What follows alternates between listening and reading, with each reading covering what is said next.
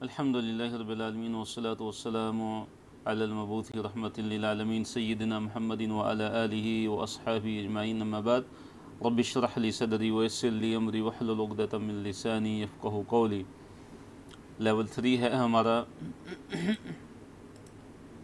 اور سبق نمبر 22 ہے، پارہ نمبر 18 ہے، اور اس میں انشاءاللہ ہم سورۃ المومنون کو مکمل کریں گے اور سورہ النور کو شروع کریں گے انشاءاللہ، اور سورہ المومنون کی آیت نمبر 75 سے 118 تک انشاءاللہ پڑھیں گے، اور سورہ النور کی آیت نمبر 1 سے لے کر 18 تک انشاءاللہ۔ کورس کے مقاصد اور کورس کا تعارف جو ہے وہ آپ کے سامنے ہے۔ پہلے صفحے کی طرف ہم آتے ہیں۔ اس صفحے کو مختلف اشارات اور آگے اس کے مختلف جو ہے وہ موضوعات میں تقسیم کیا گیا ہے۔ پہلے موضوع کی طرف ہم آتے ہیں۔ رحم اور پکڑ دونوں حالتوں میں سرکشی کرنے والے یہ مشرکین، نا امید اور مایوس کرنے والا عذاب۔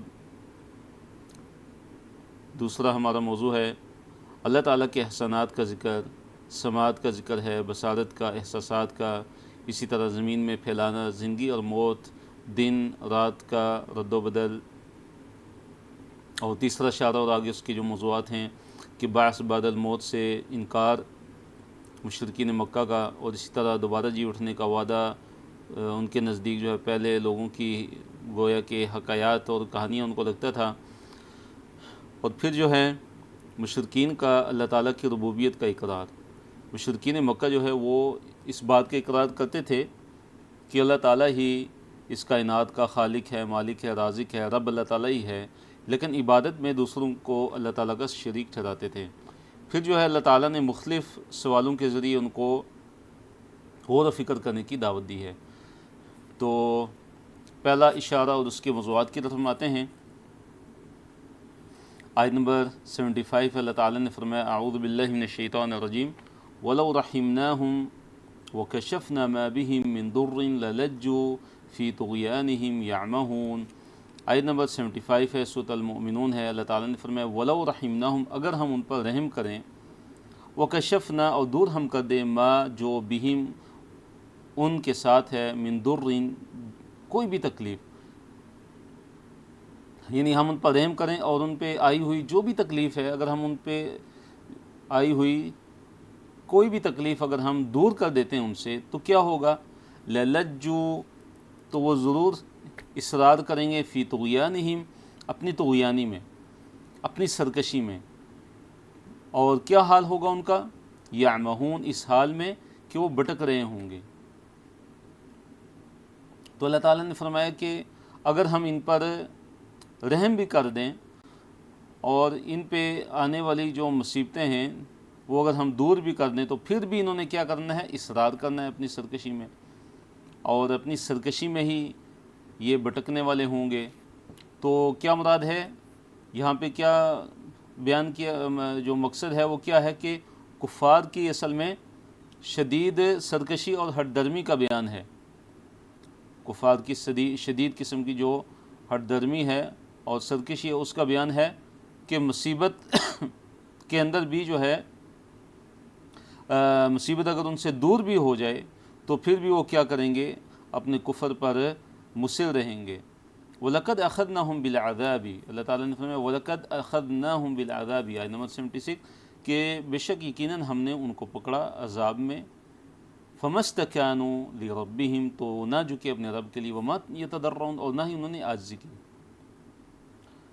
ہم نے ان کو عذاب میں پکڑا، لیکن اس کے باوجود بھی انہوں نے عاجزی نہیں کی اپنے رب کے لیے، اور نہ ہی اپنے رب کے آگے جو ہے جھکے۔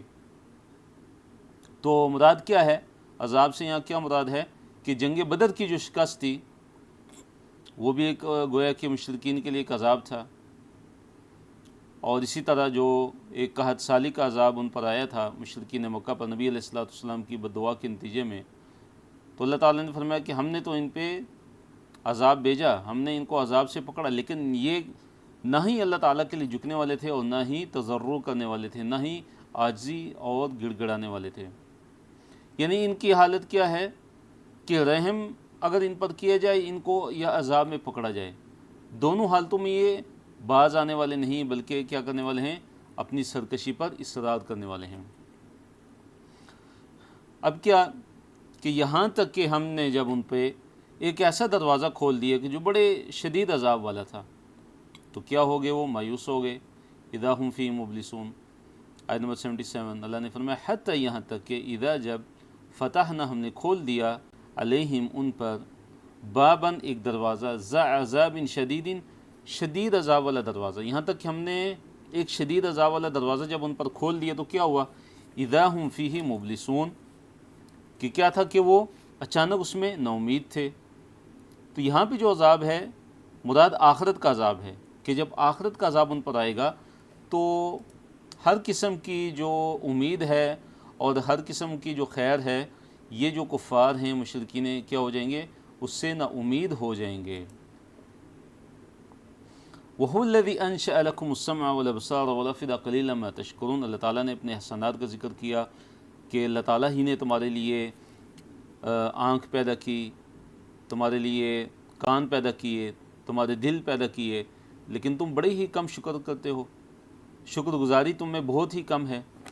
وَهُوَ الَّذِي، وہی ہے وہ کہ جس نے انشا پیدا کیا، انشا چیپٹر کون سے، افعال، چیپٹر ارسل یرسلو سے جو ہے افعال والا چیپٹر ہے، انشا ینشو انشا، ارسل یرسلو ارسال۔ تو اللہ نے فرمایا کہ وہی ہے کہ جس نے تمہارے لیے پیدا کی، لکم تمہارے لیے، السمع کان پیدا کیے، والابصار اور کیا پیدا کیا، آنکھیں پیدا کی، والافئدہ اور دل پیدا کیے، دل بنائے اللہ نے تمہارے لیے، قلیلاً، قلیل یعنی کم ہے، ما جو تشکرون تم شکر کرتے ہو، تم جو شکر ادا کرتے ہو اللہ تعالیٰ کا بڑا ہی کم شکر ادا کرتے ہو۔ وَهُوَ الَّذِي ذَرَأَكُمْ فِي الْأَرْضِ وَإِلَيْهِ تُحْشَرُونَ۔ آیت نمبر 79 میں اللہ نے یہ بیان فرمایا ہے کہ اللہ تعالیٰ ہی نے تمہیں زمین میں پھیلا دیا ہے۔ اب اللہ تعالیٰ نے تمہیں زمین میں پھیلا دیا تو تم اللہ تعالیٰ ہی کی طرف جو ہے وہ اکٹھے کیے جاؤ گے، کب، قیامت کے دن۔ وَهُوَ الَّذِي، اور وہی ہے کہ جس نے، ذرا پھیلا دیا، قوم تمہیں، فی الارض زمین میں، وہی اللہ تعالیٰ ہے کہ جس نے تمہیں زمین میں پھیلا دیا۔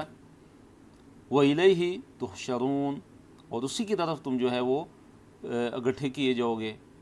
وَهُوَ الَّذِي يُحْيِي وَيُمِيتُ، اور وہی اللہ تعالیٰ ہی ہے کہ جو زندگی دیتا ہے، وَيُمِيتُ، اور موت دیتا ہے، وَلَهُ، اور اسی کے لیے ہے، یعنی اسی کے قبضے میں ہے، اختلاف اللیل والنہار، دن اور رات کا جو بدل کرانا ہے، یہ اللہ تعالیٰ ہی کے قبضے میں، اللہ تعالیٰ ہی کے اختیار میں، اللہ تعالیٰ ہی کے اذن اور اللہ تعالیٰ ہی کے حکم سے یہ ہوتا ہے۔ افلا تعقلون، کیا بس تم عقل نہیں رکھتے، کیا تم جو ہے وہ سمجھتے نہیں ہو کہ جب تمہیں کان جیسی نعمت اللہ تعالیٰ نے دی، آنکھ جیسی نعمت اللہ تعالیٰ نے دی، دل جیسی نعمت اللہ تعالیٰ نے دی، تمہیں اللہ تعالیٰ نے زمین میں پھیلا دیا ہے، اللہ تعالیٰ ہی زندہ کرنے والا ہے، اللہ تعالیٰ ہی موت دینے والا ہے، اور تم دیکھتے ہو کہ تمہارے سامنے جو ہے رات آتی ہے، پھر اس کے بعد دن آتا ہے، پھر رات آتی ہے، تو یہ اللہ تعالیٰ کی عظیم نشانیاں تم اپنی آنکھوں سے دیکھتے ہو، لیکن اس کے باوجود بھی تم اللہ تعالیٰ کے ساتھ دوسروں کو شریک ٹھہراتے ہو اور اللہ تعالیٰ پر ایمان نہیں رکھتے، اللہ تعالیٰ پر ایمان نہیں لے کر آتے۔ افلا تعقلون، کیا تم عقل نہیں رکھتے، کیا تم سمجھتے نہیں؟ بل قالوا مثل ما قال الاولون، اللہ تعالیٰ نے فرمایا کہ بلکہ انہوں نے کیا کہا، ایسا ہی کہا کہ جیسے پہلے لوگوں نے کہا تھا، بلکہ قالوا، انہوں نے کہا، مثل اس کے، ما جو، قال کہا، الاولون پہلوں نے، اولون اول کی جمع ہے، جو پہلے لوگ گزرے ہیں کفار، تو ان کفار مکہ نے بھی ان کے مثل ہی بات کہی ہے، ان کے مثل ہی قول انہوں نے بھی جو ہے وہ بولا ہے اور کہا ہے۔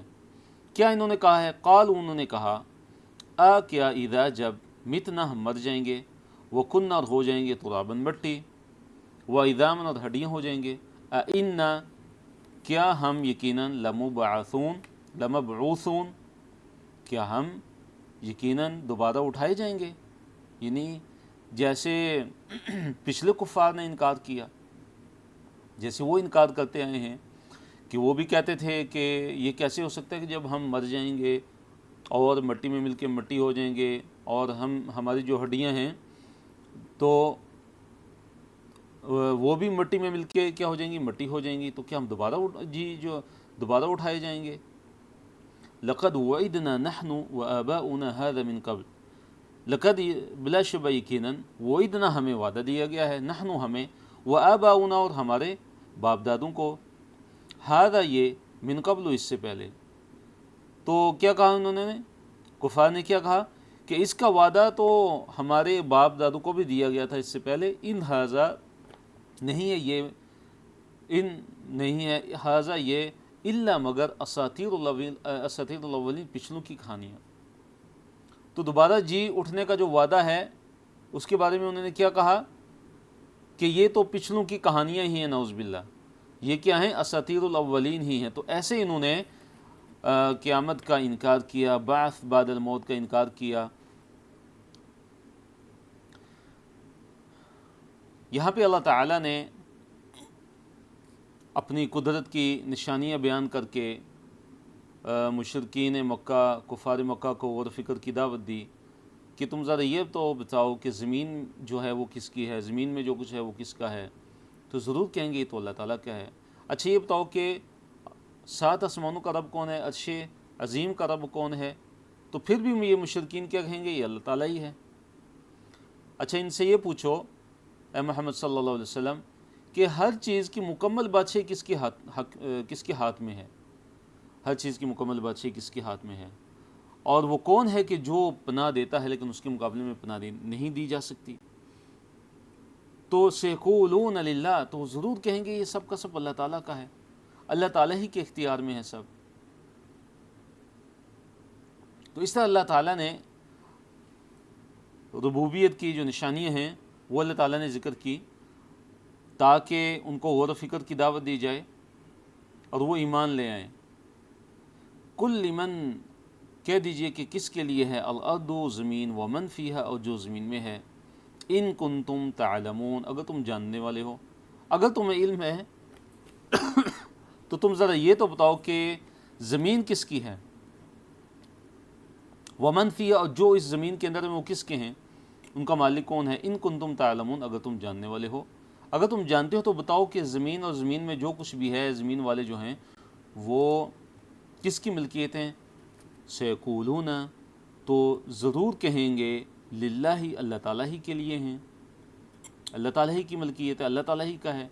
کل کہہ دیجئے افلا تذکرون، کیا پس تم نصیحت نہیں پکڑتے، کیا تم نصیحت حاصل نہیں کرتے. کل کہہ دیجئے من، کون ہے، رب السماواتی، آسمانوں کا رب، کتنے، السبع، 7 آسمانوں کا رب کون ہے.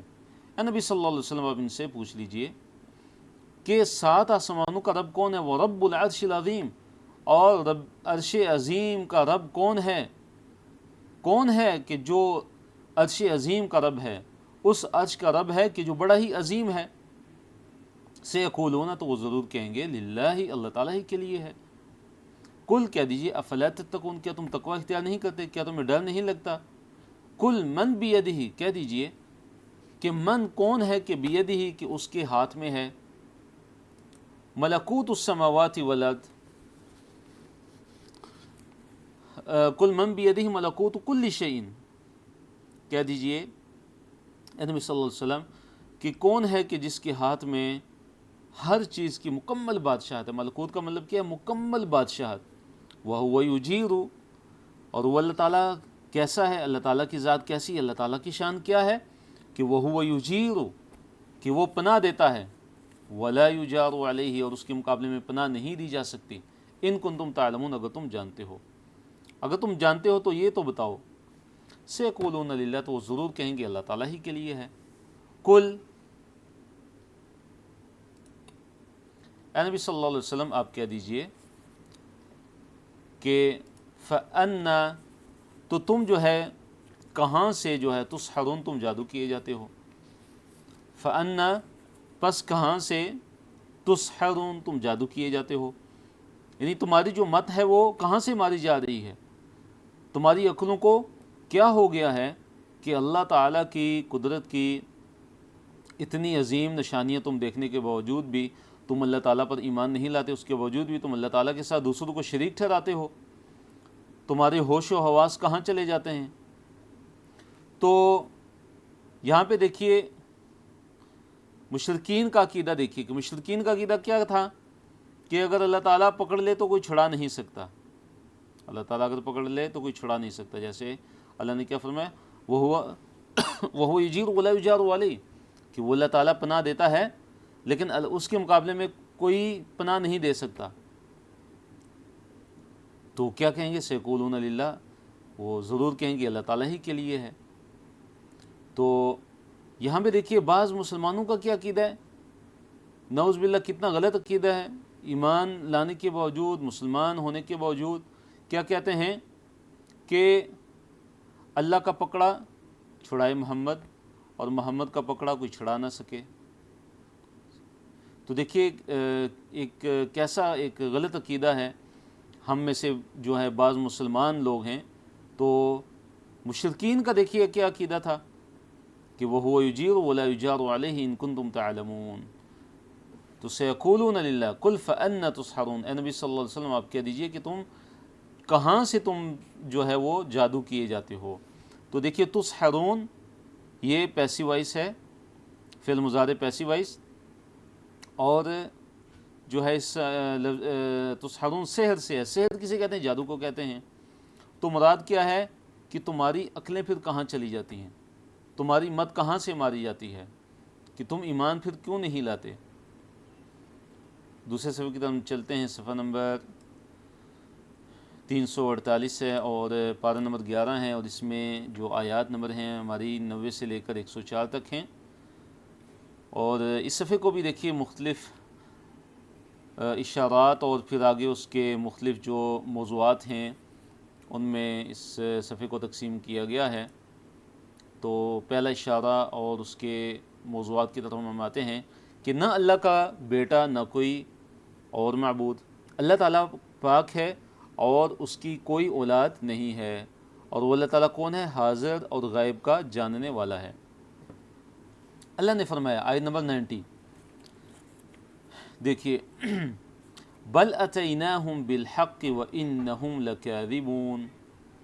اللہ نے فرمایا کہ بلکہ اتیناہم ہم لے آئے ہیں ان کے پاس، بالحق کی حق کو لے کے، ہم ان کے پاس سچ لے کر آ گئے ہیں، ایسا سچ کہ جس میں کوئی شک نہیں ہے. نہ کہ اساطیر الاولین کے جیسے یہ نعوذ باللہ جیسے یہ لوگ قرآن کے بارے میں کہتے ہیں کہ اساطیر الاولین ہے، پچھلوں کی کہانیاں ہیں. تو اللہ تعالیٰ نے اس کا رد کیا کہ نہیں، یہ پچھلوں کی کہانیاں نہیں ہیں بلکہ یہ حق ہے، یہ سچ ہے. وَإِنَّهُمْ لَكَاذِبُونَ، بلکہ یہ کاذب ہیں، یہ تو جھوٹے ہیں. حقیقت تو یہ ہے کہ یہ لوگ جھوٹے ہیں جو شرک کر رہے ہیں اور بعث بعد الموت کا انکار کرتے ہیں. مَتَّخَذَ اللَّهُ مِن وَلَدٍ، آیت نمبر 91 دیکھیے اللہ تعالیٰ نے کیا فرمایا کہ مَتَّخَذَ اللَّهُ، نہیں اللہ تعالیٰ نے بنائی، من ولدٍ کوئی اولاد، اللہ تعالیٰ نے کوئی اولاد نہیں بنائی، اللہ تعالیٰ کی کوئی اولاد نہیں ہے. وَمَا كَانَ مَعَهُ، نہیں ہے اس کے ساتھ، من الہ کوئی بھی الہ، اللہ تعالیٰ کے ساتھ کوئی بھی الہ نہیں، اللہ تعالیٰ کے ساتھ کوئی بھی معبود نہیں ہے، اللہ تعالیٰ کے ساتھ کوئی دوسرا خدا نہیں ہے، وہ اکیلا وحدہ لا شریک ہے. اگر اللہ تعالیٰ کے ساتھ کوئی اور بھی خدا ہوتا، اللہ تعالیٰ کے ساتھ اگر کوئی اور بھی معبود ہوتا تو کیا ہوتا. اللہ اکبر، دیکھیے کتنی زبردست اللہ تعالیٰ نے دلیل دی ہے. اذن تب لذہب، لے جاتا، کل الہ، ہر الہ، ہر معبود، ہر خدا، بما خلقا، جو اس نے پیدا کیا. تو کیا ہوتا اگر اللہ کو چھوڑ کے اللہ کے علاوہ اور بھی اگر خدا ہوتے، اللہ تعالیٰ کے علاوہ اور بھی اگر معبود ہوتے، تو ہر معبود، ہر خدا اپنی اپنی مخلوق کو لے کر کیا ہو جاتا، چل پڑتا.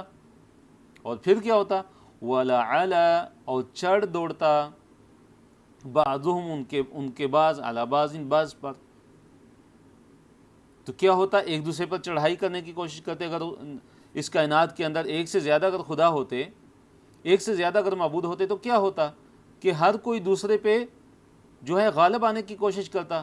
اب جو غالب آ گیا تو جو ہے اس کے مقابلے میں جو مغلوب ہے، تو جو مغلوب ہے وہ پھر الہ نہ ہوا، کوئی ایک ہی غالب آئے گا تو وہ معبود نہ ہوا، وہ خدا نہ ہوا. اور جو غلبہ حاصل کرنے کی کوشش کر رہا ہے، اگر وہ ہی مغلوب ہو گیا تو وہ بھی خدا نہ رہا.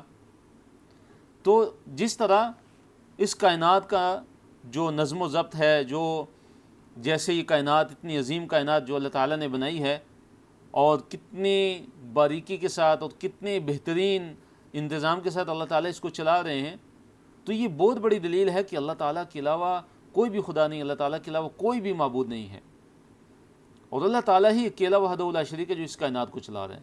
تو اللہ تعالیٰ نے یہاں پہ عقلی دلیل دی ہے کہ اگر اللہ تعالیٰ کے ساتھ کوئی اور الہ ہوتا، اور کوئی معبود ہوتا، تو کیا ہوتا کہ ہر جو معبود ہے وہ اپنی مخلوق کو لے کے چل پڑتا، اور پھر کیا ہوتا کہ ایک دوسرے پر غلبہ پانے کی کوشش کرتے، ایک دوسرے جیسے دنیاوی بادشاہ کرتے ہیں ایک دوسرے پر غالب آنے کی کوشش کرتے ہیں کہ وہ بادشاہ بھی میرے ہاتھ میں آ جائے۔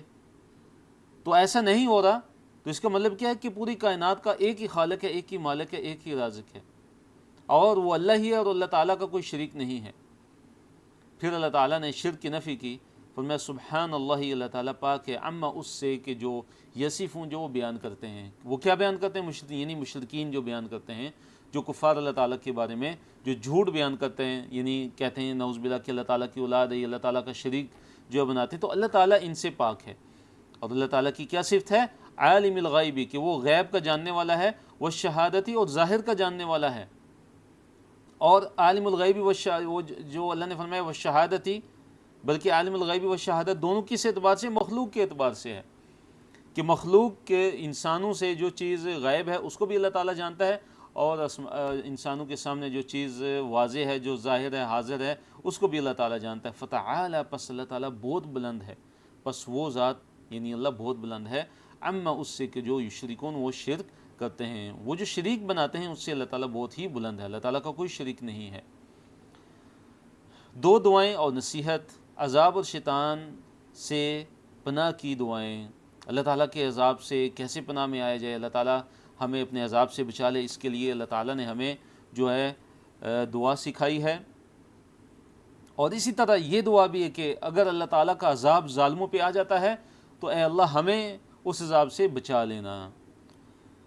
آیت نمبر 93 ہے، اللہ تعالیٰ نے فرمایا قل، کہہ دیجئے ربی، اے میرا رب، اما ترینی، اگر تو مجھے دکھا دے، کیا چیز؟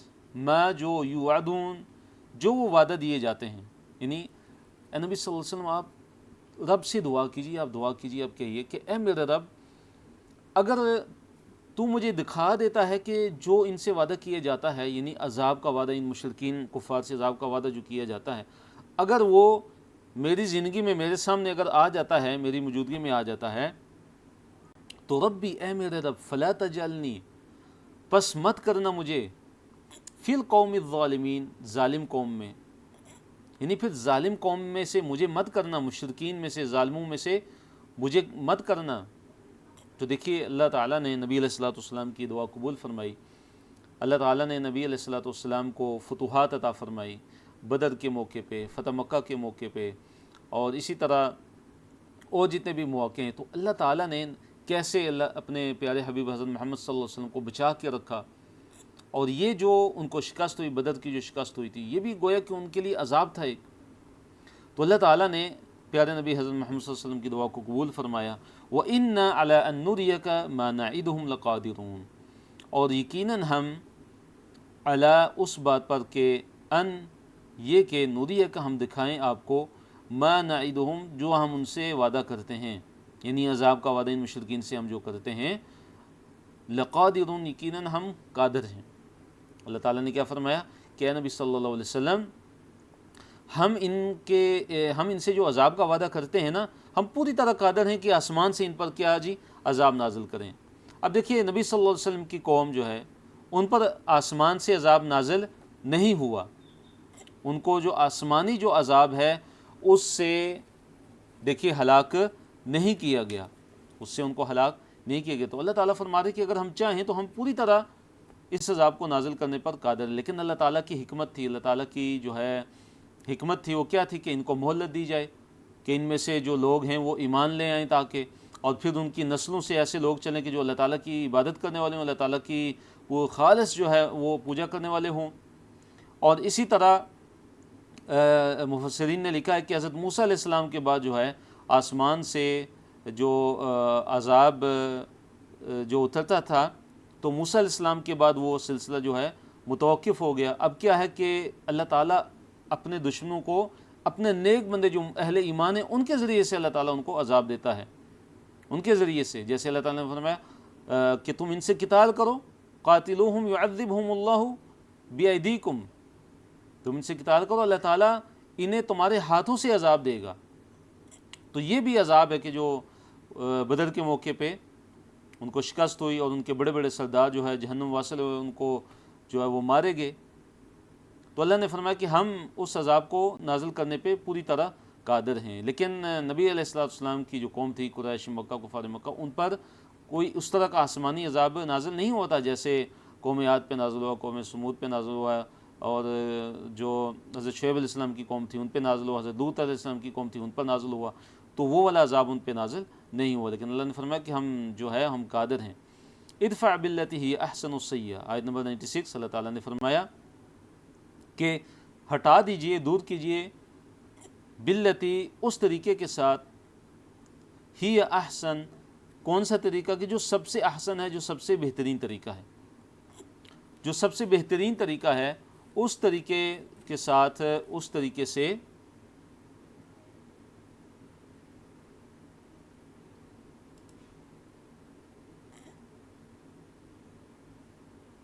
جی بارک اللہ فیکم، کہ جو السیئہ ہے، جو برائی ہے، اس کو کس طریقے سے ہٹانا ہے کہ اے نبی صلی اللہ علیہ وسلم، یہ مشرکین، یہ کفار آپ کو طرح طرح کی اذیتیں دیتے ہیں، آپ کے ساتھ برائی سے پیش آتے ہیں، تو آپ ان کی برائی کے مقابلے میں ان سے اچھائی اختیار کیجئے، ان سے احسان والا معاملہ کیجئے، اور اس طرح آپ نے جو ان کی جو برائی ہے اس کو رفع دفع کرنا ہے، اس کو ٹالنا ہے اس طریقے کے ساتھ کہ جو سب سے بہترین طریقہ ہو، سب سے کیسا طریقہ ہو، جو سب سے اچھا طریقہ ہو۔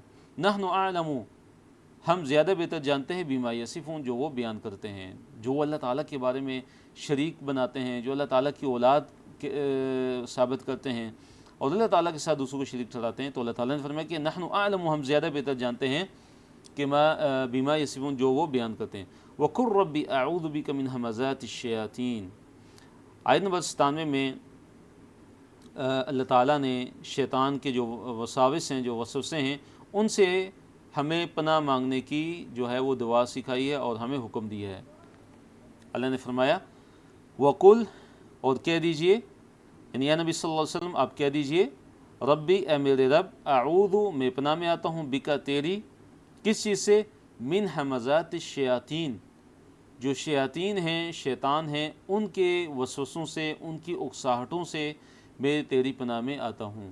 واعوذ بکا، اور میں تیری پناہ میں آتا ہوں، ربی، اے میرے رب، کس چیز سے، ان یحضرون، کہ وہ میرے پاس حاضر ہوں۔ حضر یحضر سے حاضر ہونا، تو فعل مضارع ہے، ان یحضرون، کہ وہ میرے پاس حاضر ہوں، وہ میرے پاس آئیں۔ اے اللہ، میں اس چیز سے بھی تیری جو ہے وہ پناہ مانگتا ہوں۔ تو دیکھیے شیطان کا ساتھ جو ہے اس سے بھی پناہ مانگی گئی کہ شیطان جو ہے انسان کے ساتھ ہو، کیونکہ وہ شیطان کیا کرے گا، دل کے اندر وسوسہ ڈالے گا اور اسی طرح جو ہے وہ برائی پہ اکسائے گا۔ تو اس سے یہ بھی پتہ چلتا ہے کہ جو برے لوگ ہیں ان کی صحبت سے انسان کو اجتناب کرنا چاہیے، اور اسی طرح شیطان کے جو وساوس ہیں اور شیطان کی جو کارستانیاں، جو چالیں، ان سے بچنے کا ایک طریقہ یہ بھی ہے، اور اللہ تعالیٰ کی برکت کے حصول کا ایک طریقہ یہ بھی ہے کہ انسان ہر کام شروع کرنے سے پہلے اپنے کام کی جو ابتدا ہے وہ بسم اللہ سے کرے۔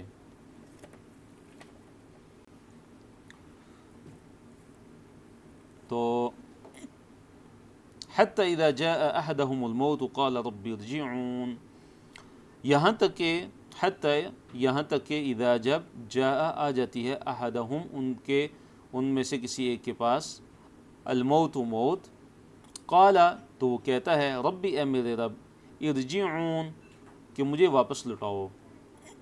وہ کیا کہتا ہے، یعنی مراد کیا ہے کہ یہ کافر اور یہ مشرک، یہ اسی طرح اپنے کفر اور اپنے شرک میں مبتلا رہتا ہے اور اللہ تعالیٰ کی طرف واپس نہیں پلٹا، اللہ تعالیٰ سے توبہ نہیں کرتا، تو کیا ہوتا ہے، یہاں تک کہ جو ہے جان کنی کی کیفیت اس پہ آ جاتی ہے، اس کی موت کا وقت آ جاتا ہے، تو وہ کیسا ایک ہولناک لمحہ ہوتا ہے، کیسے ایک ہولناک منظر ہوتا ہے کہ وہ اپنے رب سے یعنی یہ دعا کرتا ہے، یہ التجا کرتا ہے کہ اے میرے رب اب مجھے واپس بھیج دے، واپس مجھے پلٹا دے کہ میں واپس چلا جاؤں دنیا کے اندر، لعلی تاکہ میں اعملو میں عمل کروں، صالحا نیک، فیما اس چیز میں کہ جو ترکتو میں چھوڑ آیا، دنیا کے اندر جو چیز میں نے چھوڑ آئی میں اس میں کوئی صالح عمل کر لوں، یا دنیا کے اندر میں نیک عمل کر لوں، اے اللہ مجھے ایک مہلت دے دے۔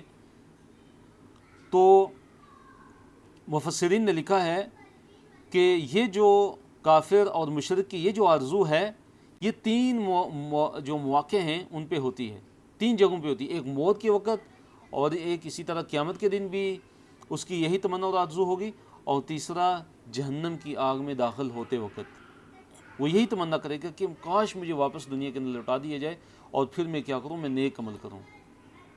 تو اس سے ہمیں کیا پتہ چلتا ہے اور ہمیں کیا نصیحت اور سبق ملتا ہے؟ بہت بڑا سبق ہے اور بہت بڑی نصیحت ہمارے لیے کہ اللہ تعالیٰ نے ہمیں جو مختصر سی زندگی دی ہوئی ہے، یہ ہمارے لیے ایک بہت بڑی مہلت ہے، یہ ہمارے لیے ایک بہت بڑی نعمت ہے اور مہلت ہے کہ ہم اپنے رب کی طرف پلٹ آئیں، ہم سچی توبہ کر لیں، ہم اپنے گناہوں کو اللہ تعالیٰ سے بخشوا لیں۔ تو کیا جواب ملے گا اسے؟ کلا، ہرگز نہیں۔ اسے کیا جواب ملے گا؟ کلا، ہرگز نہیں۔ مراد کیا ہے کہ ایسا ہرگز نہیں ہوگا کہ تم واپس دنیا میں چلے جاؤ، دوبارہ دنیا میں اب نہیں جا سکتے۔ اور کیا اسے کہا جائے گا؟ انہا کلمۃ ہوا قائلھا، انہا کہ بے شک یقیناً یہ جو بات کر رہا ہے، یہ جو بات کرے گا کہ مجھے واپس جو ہے لوٹا دیا جائے دنیا کی زندگی کی طرف تاکہ میں نیک عمل کروں، تو اللہ نے فرمایا کہ کلا، ہرگز نہیں، یعنی کہ دنیا کی زندگی کی طرف وہ ہرگز لوٹایا نہیں جائے گا، بلکہ کیا ہے؟ انہا بے شک یہ کلمتن، یہ ایک بات ہے، ہوا وہ قائلھا، وہ اس کا کہنے والا ہے، یہ تو ایک بات ہے جسے وہ کہنے والا ہے۔ تو اس سے مراد کیا ہے؟ اس کا ایک مطلب تو یہ ہے کہ یہ اس کی باتیں ہی ہیں بس، اس کافر کی، کہ یہ ایک بات ہی ہے، اور اگر حقیقت میں اس کو دنیا کی طرف لوٹا بھی دیا جائے تو اس نے وہی کام کرنے ہیں، یعنی کہ جھوٹ بول رہا ہے، ایک اس کا مطلب یہ ہے۔ اور دوسرا اس کا مطلب یہ ہے کہ یہ بس اس کی بات ہی ہے، حقیقت یہ جو ہے اس پر عمل ہونے والا نہیں ہے، اس پر عمل ہونے والا یعنی کہ نہیں ہے، مطلب یہ کہ وہ واپس دنیا کے اندر پلٹ کر نہیں جا سکتا، اس کو واپس دنیا کے اندر پلٹ کر جانے کی اجازت نہیں دی جائے گی۔ اور جو ہے یہ بار بار یہ کہے گا، لیکن اس کو یہ بات کہنے کا کوئی فائدہ نہیں ہوگا۔ وَمِن وَرَائِهِمْ بَرْزَخٌ إِلَى يَوْمِ يُبْعَثُونَ، اللہ تعالیٰ نے فرمایا کہ وَمِن وَرَائِهِمْ، اور ان کے جو پیچھے ہے، برزخون ایک جو ہے پردہ ہے، إِلَى يَوْمِ يُبْعَثُونَ اس دن تک کہ جس دن یہ دوبارہ زندہ کیے جائیں گے، جس دن یہ دوبارہ زندہ کیے جائیں گے، جس دن یہ دوبارہ اٹھائے جائیں گے، اس دن تک جو ہے ان کے پیچھے جو ہے ایک پردہ ہے، ایک برزخ جو ہے وہ حائل ہے۔ دیکھیے برزخ کسے کہتے ہیں؟ دو چیزوں کے درمیان جو آڑ ہوتی ہے، جو ایک حجاب ہوتا ہے، جو ایک پردہ ہوتا ہے، اس کو برزخ کہتے ہیں۔ تو مراد یہ ہے کہ جو بھی انسان فوت ہو جاتا ہے، جو بھی انسان فوت ہو جاتا ہے تو اس پردہ کے وہ اس برزخ میں رہتا ہے، وہ اس برزخ میں رہتا ہے، اس پردے میں رہتا ہے کہ جو دنیا اور آخرت کے درمیان ہوگا قیامت کے دن تک۔ تو اصطلاح میں جو برزخ ہے، اس سے کیا مراد ہے کہ دنیا کی زندگی اور آخرت کی زندگی کے درمیان کا جو وقفہ ہے، دنیا کی زندگی اور آخرت کی زندگی کے درمیان کا جو وقفہ ہے، اس کو برزخ کہتے ہیں۔ یہ جو ٹائم پیریڈ ہے، اس کو کیا کہتے ہیں؟ برزخ کہتے ہیں۔ دنیا کی زندگی کے بعد اور آخرت کی زندگی شروع ہونے سے پہلے پہلے، یعنی قیامت کے دن سے پہلے پہلے، سور پھونکے جانے سے پہلے پہلے، کہ جب سارے کے سارے انسانوں کو جو ہے وہ اٹھایا جائے گا، اس سے پہلے پہلے کا جو وقت ہے اس کو برزخ کہتے ہیں۔ تو اللہ تعالیٰ نے فرمایا کہ ان کے جو پیچھے ایک برزخ ہے، ایک آڑ ہے، ایک حجاب ہے، ایک پردہ حائل کیا گیا ہے اس دن تک کہ جس دن وہ دوبارہ زندہ کیے جائیں گے۔ فَإِذَا نُفِخَ فِي الصُّورِ، پس جب پھونک دیا جائے گا فی الصور، سور میں، سور پھونکنے کے بعد کیا ہوگا؟ نفسا نفسی کا عالم ہوگا. فَإِذَا نُفِخَ، پس جب پھونک دیا جائے گا فی الصور، سور میں، فَلَا أَنْسَابَ، تو پس کوئی بھی رشتے نہیں ہوں گے، رشتے ناتے بالکل نہیں ہوں گے، بینہم، ان کے درمیان، یومئذ، اس دن. جب سور میں پھونک دیا جائے گا، یعنی جب قیامت قائم ہو جائے گی، تو لوگوں کے درمیان جو دنیا کے اندر جو رشتے ناتے تھے وہ نہیں رہیں گے. کیا مراد ہے؟ اس کا ایک مطلب یہ ہے کہ رشتے ناتوں کا کوئی فائدہ نہیں ہوگا. اور دوسرے اس کا مطلب جو مفسرین نے لکھا، دوسرا اس آیت کی تفسیر میں جو قول ہے وہ یہ ہے کہ اس سے مراد یہ ہے کہ جیسے دنیا کے اندر اپنے نسب پر فخر کرتے تھے، اب قیامت کے دن وہ اس طرح فخر نہیں کر پائیں گے. اب قیامت کے دن نسب پر بالکل کوئی فخر نہیں ہوگا، نہ ہی وہ ایک دوسرے کے کوئی بھی کام آئیں گے. وَلَا يَتَسَاءَلُونَ، اور نہ ہی وہ ایک دوسرے سے پوچھیں گے، ایک دوسرے سے سوال نہیں کریں گے. اس سے کیا مراد ہے کہ وہ ایک دوسرے سے سوال نہیں کریں گے؟ اس سے مطلب یہ ہے کہ بلکہ مفسرین نے ذکر کیا ہے کہ قیامت کے دن مختلف حالات ہوں گے. بعض حالات ایسے ہوں گے کہ جس میں وہ ایک دوسرے سے پوچھ گچھ کریں گے، ایک دوسرے سے پوچھیں گے، ایک دوسرے سے بات کریں گے. اور بعض حالات ایسے ہوں گے کہ جس میں وہ ایک دوسرے سے بالکل کچھ بھی نہیں پوچھ سکیں گے، بالکل کوئی بھی بات نہیں کر سکیں گے. فَمَنْ ثَقُلَتْ مَوَازِينُهُ فَأُولَٰئِكَ هُمُ الْمُفْلِحُونَ. آیت نمبر 102. اللہ نے فرمایا کہ پس جس کے جو پلڑے ہیں وہ بھاری ہو گئے، تو پس یہی وہ لوگ ہیں کہ جو کامیاب ہونے والے ہیں، جو فلاح پانے والے ہیں. فمن، پس جو شخص کے ثقلت بھاری ہو گئے، موازینہ ہو، اس کے موازین، اس کے پلڑے، اس کے جو میزان ہیں. دیکھیے موازین میزان کی جمع ہے، ترازو، جس کے یعنی ترازو جو ہے وہ بھاری ہو گئے، تو کیا ہوگا؟ فاولئک، کا پس یہی وہ لوگ ہیں کہ ہم المفلحون، جو کامیاب ہونے والے ہیں، جو فلاح پانے والے ہیں. یعنی نیکیوں اور برائیوں کو جب تولا جائے گا تو جن لوگوں کے نیکیوں کے جو پلڑے ہیں جو وہ بھاری ہو جائیں گے تو وہ فلاح پانے والے ہیں، وہ جنتی ہوں گے. ومن خفت، اور جن کے جو ہے وہ ہلکے ہوں گے، موازینہ ہو، ان کے موازین، ان کے پلڑے، فاولئک، پس یہ لوگ ہیں کہ الذین، کہ وہ لوگ کہ جنہوں نے خسروا، جنہوں نے خسارے میں ڈالا، نقصان میں ڈالا. کس کو؟ انفسہم، اپنے نفسوں کو. کہ فی جہنم، وہ جہنم میں ہوں گے، خالدون، ہمیشہ ہمیشہ کے لیے. کہ جس کے جو نیکی کے پلڑے ہیں، نیکیوں والے جو پلڑے اگر ہلکے ہو گئے، یعنی یہ کہ برائیوں ان کی زیادہ ہوں گی، تو کیا ہوگا کہ وہ جو برائیوں والے جو پلڑے ہوں گے وہ جھک جائیں گے، وہ جو ہے وہ بھاری ہو جائیں گے، اور جو نیکیوں والی جو سائڈ جو پلڑے ہوں گے وہ ہلکے ہو جائیں گے. تو ان کے لیے کیا اللہ تعالیٰ نے وعید ارشاد فرمائی، کہ فرمایا اللہ تعالیٰ نے کہ یہی وہ لوگ ہیں کہ جنہوں نے اپنے نفسوں کو، یعنی اپنی جانوں کو انہوں نے خسارے میں ڈالا، اور وہ جہنم میں ہمیشہ ہمیشہ کے لیے رہیں گے. تلفح وجوہہم النار، تلفح، جلسا دے گی، وجوہہم، ان کے چہروں کو، النار، آگ، آگ ان کے چہروں کو جلسا دے گی. جہنم کی جو شدید ترین جو گرم آگ ہے، اس کے بارے میں اللہ تعالیٰ نے فرمایا کہ ان کے چہروں کو کیا کر دے گی؟ جلسا دے گی. وہم فیہا کالحون، اور وہ یعنی جہنمی لوگ، فیہا، اس میں، یعنی جہنم میں، کالحون، بد شکل بنے ہوئے ہوں گے. اس سے مراد کیا ہے؟ کالحون، کالحون کی جمع ہے، تو اس سے مراد یہ ہے کہ جب انسان کا نیچے والا جبڑا نیچے ہو جائے، اوپر والا اوپر چلا جائے، اور دانت اس کے ظاہر ہو جائیں، اور اس کی شکل جو ہے بگڑ جائے، تو اس کو کالحون کہتے ہیں. تو کیا ہوگا کہ آگ میں، جہنم کی آگ میں جلنے کی وجہ سے نیچے والا جبڑا نیچے ہو جائے گا، اوپر والا اوپر چلا جائے گا، اور جو دانت ہیں ان کے وہ نظر آنا شروع ہو جائیں گے. تو انتہائی ڈرونی اور خوفناک شکل ان کی ہو جائے گی، اور بدترین شکل ان کی ہو جائے گی، انتہائی ڈرونی، اور جو ہے جیسے کسی نے تیوری چڑھائی ہوتی ہے.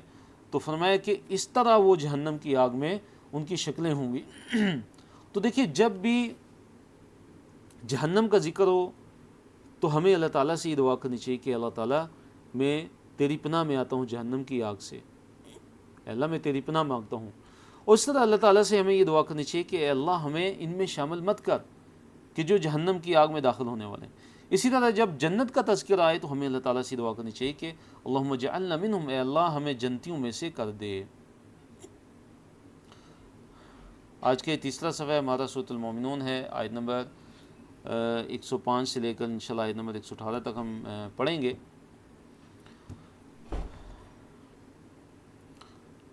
اس صفحے پہ اور اس صفحے کو بھی مختلف جو اشارات ہیں پھر آگے ان کے موضوعات ہیں ان میں اس صفحے کو تقسیم کیا گیا ہے۔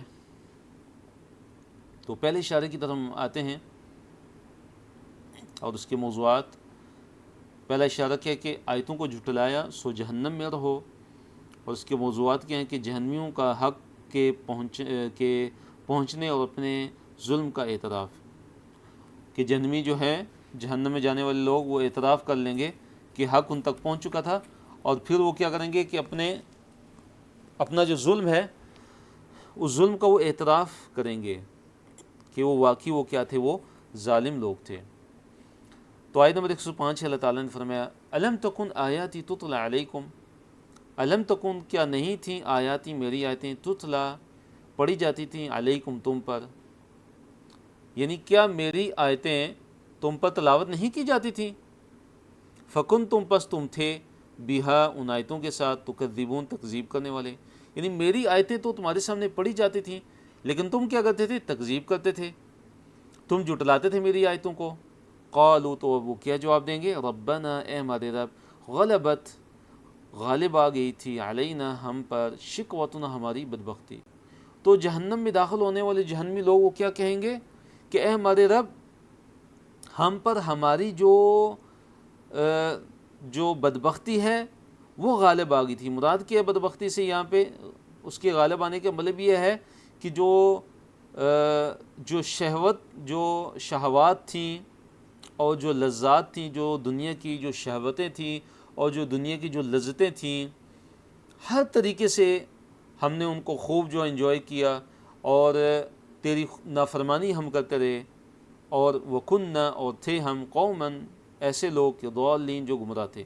تو کیا اعتراف کریں گے کہ ہم گمراہ لوگ تھے۔ ربنا اے ہمارے رب اخرجنا نکال ہمیں منہا اس سے، یعنی جہنم سے۔ اب وہ اللہ تعالیٰ سے کیا کہیں گے یہ جہنمی لوگ کہ اے ہمارے رب ہمیں جہنم کی آگ سے اب ہمیں نکال دے۔ فَإِنْ عُدْنَا پس اگر ہم نے دوبارہ یہ کام کیا، فَإِنَّا تو پس یقیناً ہم ظالمون ہم ظالم ہوں گے۔ بس ہم اگر دنیا میں آ کے اے اللہ ہمیں جو ہے یہاں سے نکال کے ہمیں دنیا میں بھیج دے تاکہ ہم نیک عمل کریں، اور اگر ہم دوبارہ یہ برے عمل کرتے ہیں، یہ شرک اور یہ کفر اور یہ برے اعمال، فَإِنَّا ظَالِمُونَ تو یقیناً ہم بڑے ہی ظلم کرنے والے ہوں گے۔ تو آگے سے اللہ تعالیٰ کی طرف سے ان کو کیا جواب دیا جائے گا؟ ان کو جواب دیا جائے گا قال کہے گا اللہ تعالیٰ اخسؤوا فیہا کہ پھٹکارے ہوئے یہیں پڑے رہو جہنم کے اندر، اسی جہنم کے اندر جو ہے کیا ہو جاؤ؟ دور دفع ہو جاؤ۔ وَلَا تُكَلِّمُونَ اور نہ ہی مجھ سے کلام کرو، نہ ہی مجھ سے بات کرو۔ تو اللہ تعالیٰ کی طرف سے ان کو کتنا سخت جواب دیا جائے گا کہ جہنم کے اندر ہی تم جو ہے پھٹکار کی حالت میں تم رہو، ذلیل اور رسوا بن کے تم رہو، اور مجھ سے کسی بھی طرح کی بات مت کرو۔ اِنَّهُ كَانَ فَرِيقٌ کہ تم کیا کرتے تھے کہ تم تو اہل ایمان کا مذاق اڑاتے رہے تھے۔ کفار جو ہے کیا کرتے تھے؟ اہل ایمان کا تمسخر کرتے تھے اور ان کا مذاق اڑاتے تھے۔ اللہ تعالیٰ نے اس بات کا ذکر کیا اور اہل ایمان کی جو ہے وہ تعریف کی کہ اہل ایمان جو تھے وہ دنیا کے اندر کیسے تھے۔ فرمایا انہو کہ بے شک حقیقت تو یہ ہے کہ کان فریق من عبادی ایک فریق تھا میرے بندوں میں سے، یعنی میرے بندوں میں سے کچھ لوگ ایسے تھے، یقولون وہ کہتے تھے ربنا اے ہمارے رب آمنا ہم ایمان لے آئے، فاغفر لنا پس ہمیں بخش دے، وارحمنا اور ہم پہ رحم کر، وانت اور تو خیر الراحمین تو تمام رحم کرنے والوں سے سب سے بہترین رحم کرنے والا ہے۔ تو یہ جو اہل ایمان تھے یہ تو اللہ تعالیٰ سے ایسے دعائیں کرتے تھے، تو تم نے کیا کیا ان کے ساتھ؟ فاتخذتموہم سخریہ پس تم نے بنا لیا تھا ان کو پس اتخذتمو تم نے بنا لیا تھا ہم انہیں سخرین مذاق، تم ان کا تمسخر اڑاتے تھے، تم تو ان سے مذاق کرتے تھے، حتیٰ یہاں تک کہ انسوکم انہوں نے بلا دیا تھا تمہیں ذکری میری یاد، یہاں تک کہ جو ہے انہوں نے تمہیں میرا جو ذکر ہے میری یاد وہ تک تمہیں بلا دی تھی۔ تو مراد کیا ہے کہ تم جو ہے اے کفار، تم دنیا میں اہل ایمان کے پیچھے ایسے تم ہاتھ دھو کر تم جو ہے وہ پڑے کہ گویا کہ وہ تمہیں میری یاد بلانے کا سبب بن گئے، تم ان کے ہی پیچھے پڑے رہے اور تم مجھے بھول گئے۔ وَكُنْتُم مِّنْهُمْ تَضْحَكُونَ وَكُنْتُم اور تم تھے منہم ان سے تضحکون ہنستے تھے، تو تم تو ان سے ہنستے تھے اور تم ان کا تمسخر اڑاتے تھے اور ان کا مذاق بناتے تھے۔ تو آج میں نے انہیں کیا جزا دی ہے؟ فرمایا انی بے شک میں نے جزیتہم جزا دی ان کو، بدلہ دیا ان کو، الیوم آج کے دن یعنی قیامت کے دن، بما صبروا سبب اس کے کہ جو انہوں نے صبر کیا، میں نے کیا ان کو جزا دی ہے؟ انہم کے یقیناً وہ ہم الفائزون وہی جو ہے وہ فائزون ہیں، حقیقی کامیابی حاصل کرنے والے ہیں، جو کامیاب لوگ ہیں وہ وہی ہیں کہ جنہوں نے دنیا کے اندر صبر کیا اور جو دنیا کے اندر اہل ایمان تھے اور ایمان لانے والے تھے۔ قال کہے گا یعنی اللہ تعالیٰ کہے گا کم لبثتم فی الارض عدد سنین، آیت نمبر 112 ہے۔ قال اللہ تعالیٰ کہے گا کم لبثتم کتنا تم ٹھہرے ہو فی الارض زمین میں، عدد سنین سالوں کی گنتی میں، سالوں کی گنتی کے حساب سے تم جو ہے زمین میں کتنا عرصہ ٹھہرے ہو، ذرا یہ تو بتاؤ۔ قال وہ کہیں گے لبثنا ہم ٹھہرے ہیں یومن ایک دن، او بعد یومن یا دن کا کچھ حصہ۔ کیا جواب دیں گے یہ لوگ، یہ کفار، کہ اے ہمارے رب، اے اللہ، ہم تو دنیا کے اندر ایک دن ٹھہرے ہیں یا دن کا کچھ حصہ ٹھہرے ہیں۔ فاسأل پس آپ سوال کر لیجئے، پس آپ پوچھ لیجئے، کن سے؟ العادین شمار کرنے والوں سے، العادین العاد کی جمع ہے، عد یعد کہتے ہیں گننا، آپ شمار کرنے والوں سے، گننے والوں سے پوچھ لیجئے۔ تو شمار کرنے والوں سے مراد کیا؟ یا تو فرشتے ہیں یا وہ انسان مراد ہے کہ جو گنتی اور حساب کتاب میں بہت زیادہ مہارت رکھتے ہیں۔ تو کیا کہیں گے کہ ہم تو دنیا کے اندر صرف ایک دن رہے، دن کا کچھ حصہ رہے ہیں۔ تو کیا ہوگا کہ دنیا کی جو قیامت کے دن کی جو ہولناکیاں ہیں وہ انہیں دنیا کی جتنی بھی جو لذتیں تھیں، دنیا کی جو عیش و عشرت تھی، وہ ساری کی ساری ان کے دماغ سے، ان کے دل سے، ذہن سے کیا ہو جائیں گی؟ ساری کی ساری وہ چیزیں محو ہو جائیں گی، اور وہ کیا کہیں گے کہ ہم تو دنیا کے اندر صرف ایک دن رہے یا دن کا کچھ حصہ رہے۔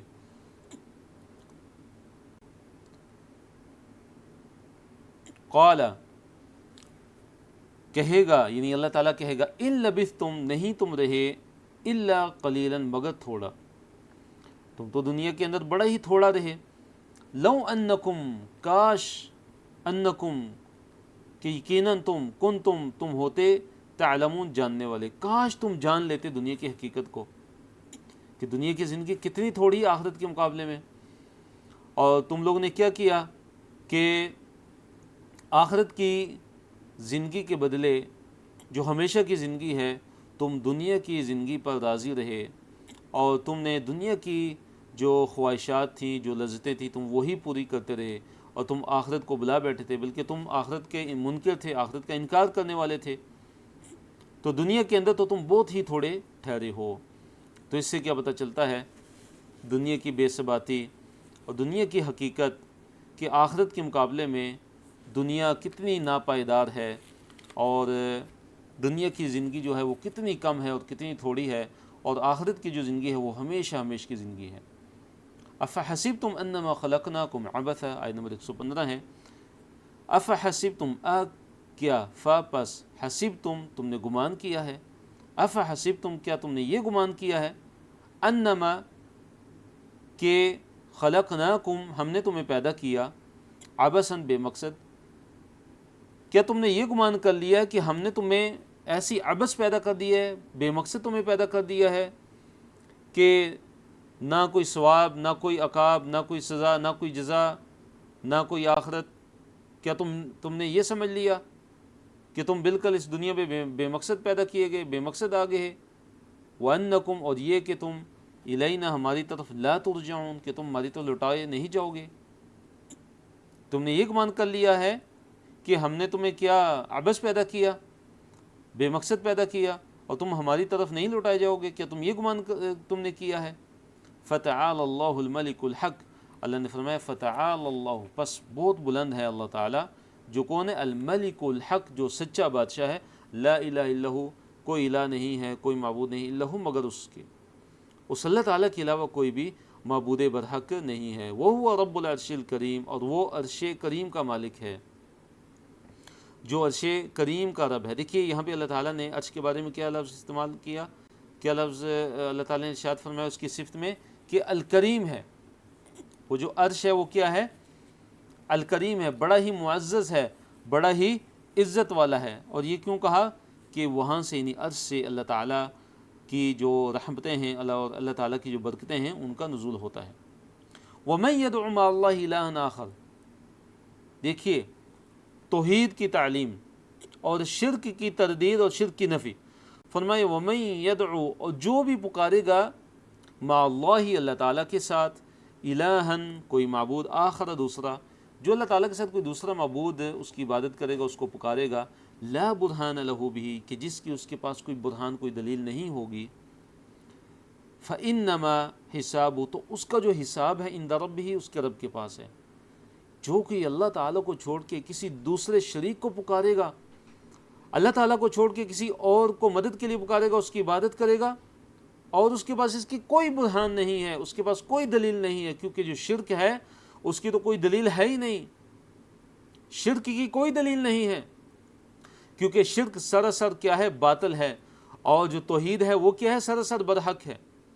فرمایا کہ جو یہ کام کرے گا، اللہ تعالیٰ کے ساتھ کسی دوسرے کو شریک ٹھہرائے گا، اور اللہ کو چھوڑ کے کسی اور کی عبادت کرے گا، اس اللہ تعالیٰ کو چھوڑ کے کسی اور معبود کو پکارے گا، فرمایا فَإِنَّمَا حِسَابُهُ عِندَ رَبِّهِ، اس کو جان لینا چاہیے کہ اس کا حساب اس کے رب کے پاس ہے، اس کا رب پھر اس سے حساب لینے والا ہے۔ إِنَّهُ لَا يُفْلِحُ الْكَافِرُونَ، کہ یقیناً جو کافر ہیں وہ فلاح پانے والے نہیں ہیں۔ وہ قل، اور کہہ دیجئے اے نبی صلی اللہ علیہ وسلم، آپ کہہ دیجئے ربی، اے میرے رب، اغفر، بخش دے، ورحم، اور رحم کر، وَأَنْتَ، اور تو، خیر الراحمین، تو جتنے بھی رحم کرنے والے ہیں ان میں، سب رحم کرنے والوں میں سب سے بہترین، سب سے اچھا رحم کرنے والا ہے۔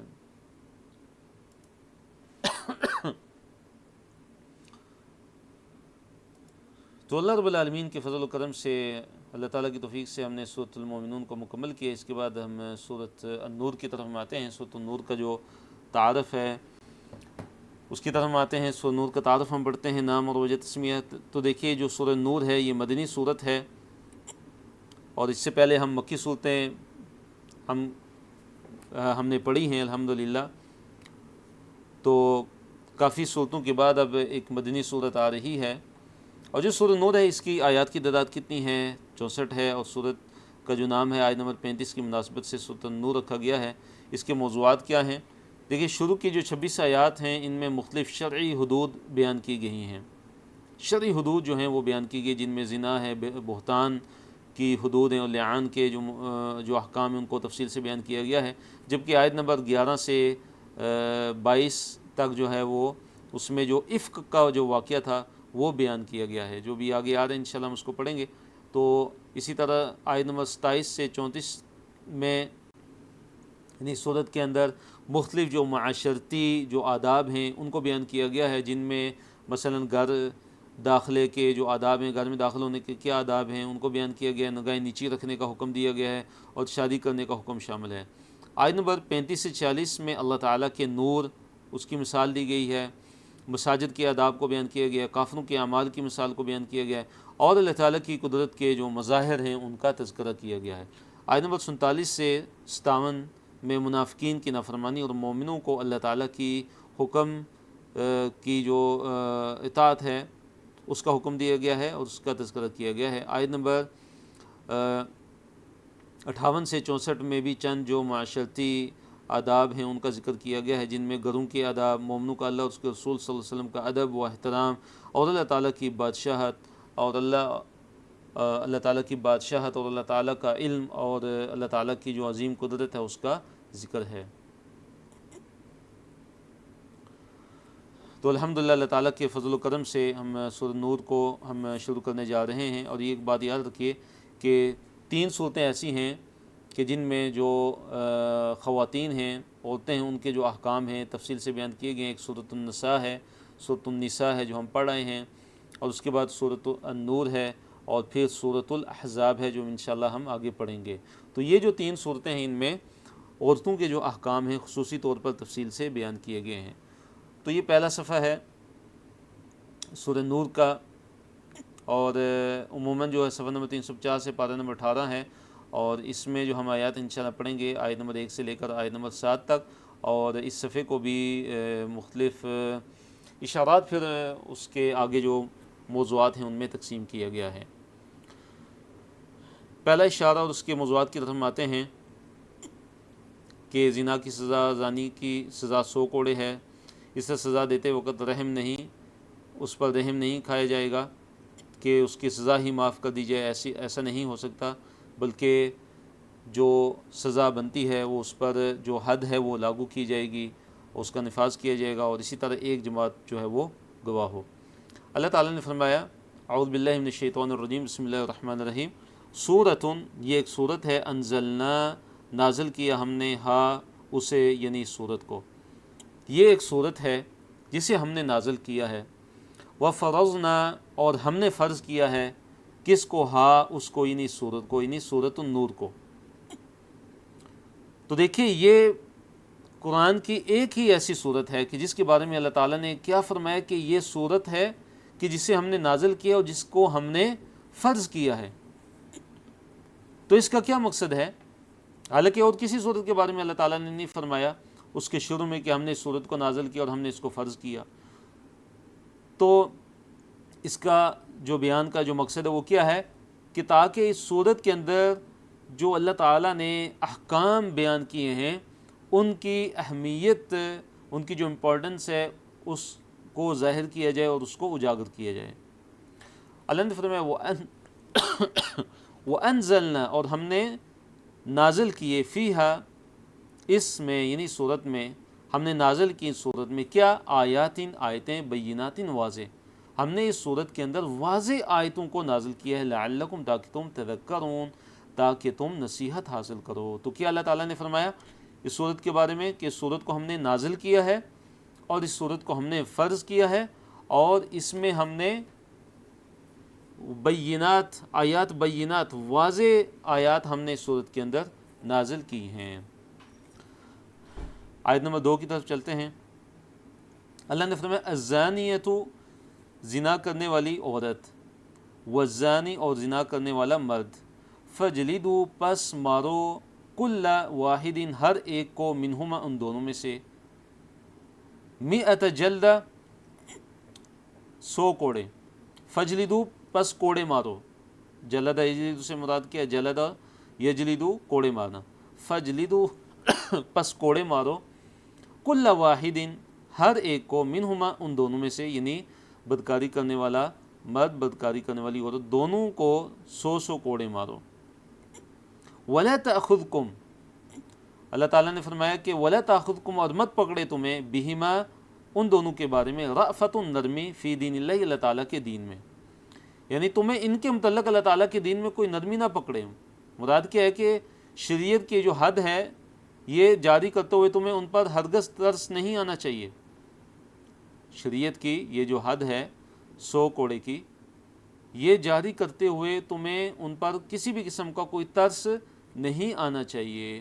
ان کنتم تؤمنون، اگر تم ہو تؤمنون، ایمان لانے والے، باللہ، اللہ تعالیٰ پر، والیوم الآخر، اور آخرت کے دن پر، اگر تمہارا اللہ تعالیٰ پر ایمان ہے اور اگر تمہارا اللہ تعالیٰ پر ایمان ہے اور قیامت کے دن پر ایمان ہے، تو تمہیں ان کے بارے میں کسی بھی قسم کی جو ہے وہ ترس کھانے کی ضرورت نہیں ہے ان پر حد کو جاری کرتے ہوئے۔ وَلْيَشْهَدْ، اور چاہیے کہ، اور لازم ہے کہ حاضر ہوں، عذابہما، ان دونوں کے عذاب کو، مراد عذاب سے مراد کیا یہاں پہ سزا، کہ جب ان پر حد جاری کی جا رہی ہو تو اس وقت کیا وہ حاضر ہو کون؟ طائفۃ من المؤمنین، اہل ایمان میں سے ایک طائفہ، ایک جماعت، مومنوں کی ایک جماعت حاضر ہونی چاہیے، ولیشہد، اور چاہیے کہ حاضر ہو، فعل امر ہے، عذابہما، ان دونوں کی عذاب، نہیں ان دونوں کی سزا، عذاب سے مراد یہاں کہ سزا ہے، یعنی یہ جو حد ہے 100 کوڑوں کی حد ہے یہ جب جاری ہو رہی ان پر تو وہاں پہ مومنوں کی ایک جو ہے جماعت وہاں پہ حاضر ہونی چاہیے، کیوں؟ تاکہ عبرت حاصل ہو۔ تو دیکھیے سورۃ النساء میں جو ہے بدکاری کی جو ہے ابتدائی جو سزا تھی وہ بیان کی گئی تھی کہ بدکار جو عورتیں ان کو گھروں میں بند رکھو یہاں تک کہ وہ ان کو موت آ لے۔ تو پھر سورۃ النور میں مستقل جو سزا ہے وہ اللہ تعالیٰ نے بیان کی، اور وہ کیا ہے کہ اگر جو شادی شدہ اگر مرد عورت آپس میں بدکاری کرتے ہیں، زنا کرتے ہیں، تو ان کی سزا کیا ہے؟ ان کی سزا ہے رجم ہے، کہ ان کو پتھر مار مار کر ان کو ہلاک کر دیا جائے گا، ان کی سزا کیا ہے؟ رجم ہے۔ اور جو غیر شادی شدہ ہیں ان کی سزا کیا ہے؟ کہ 100 کوڑے اور 1 سال کے لیے ان کو جلا وطن کیا جائے گا، تغریب و عامین، 100 کوڑوں کی سزا ان کو ملے گی اور 1 سال کے لیے ان کو ملک بدر کر دیا جائے گا، اس جگہ، اس شہر سے، اس علاقے سے ان کو جو ہے نکال دیا جائے گا۔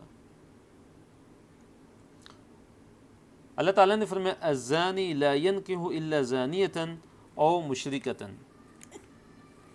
کہ جو بدکاری کرنے والا جو مرد ہے وہ نکاح نہیں کرتا الا مگر زانیۃ، بدکاری کرنے والی عورت، فحاشی کرنے والی عورت سے ہی، او مشرکۃ، یا مشرک عورت سے۔ جو فحاشی کرنے والا ہے وہ نکاح نہیں کرتا مگر کسی فحاشی کرنے والی عورت سے یا کسی مشرک عورت سے۔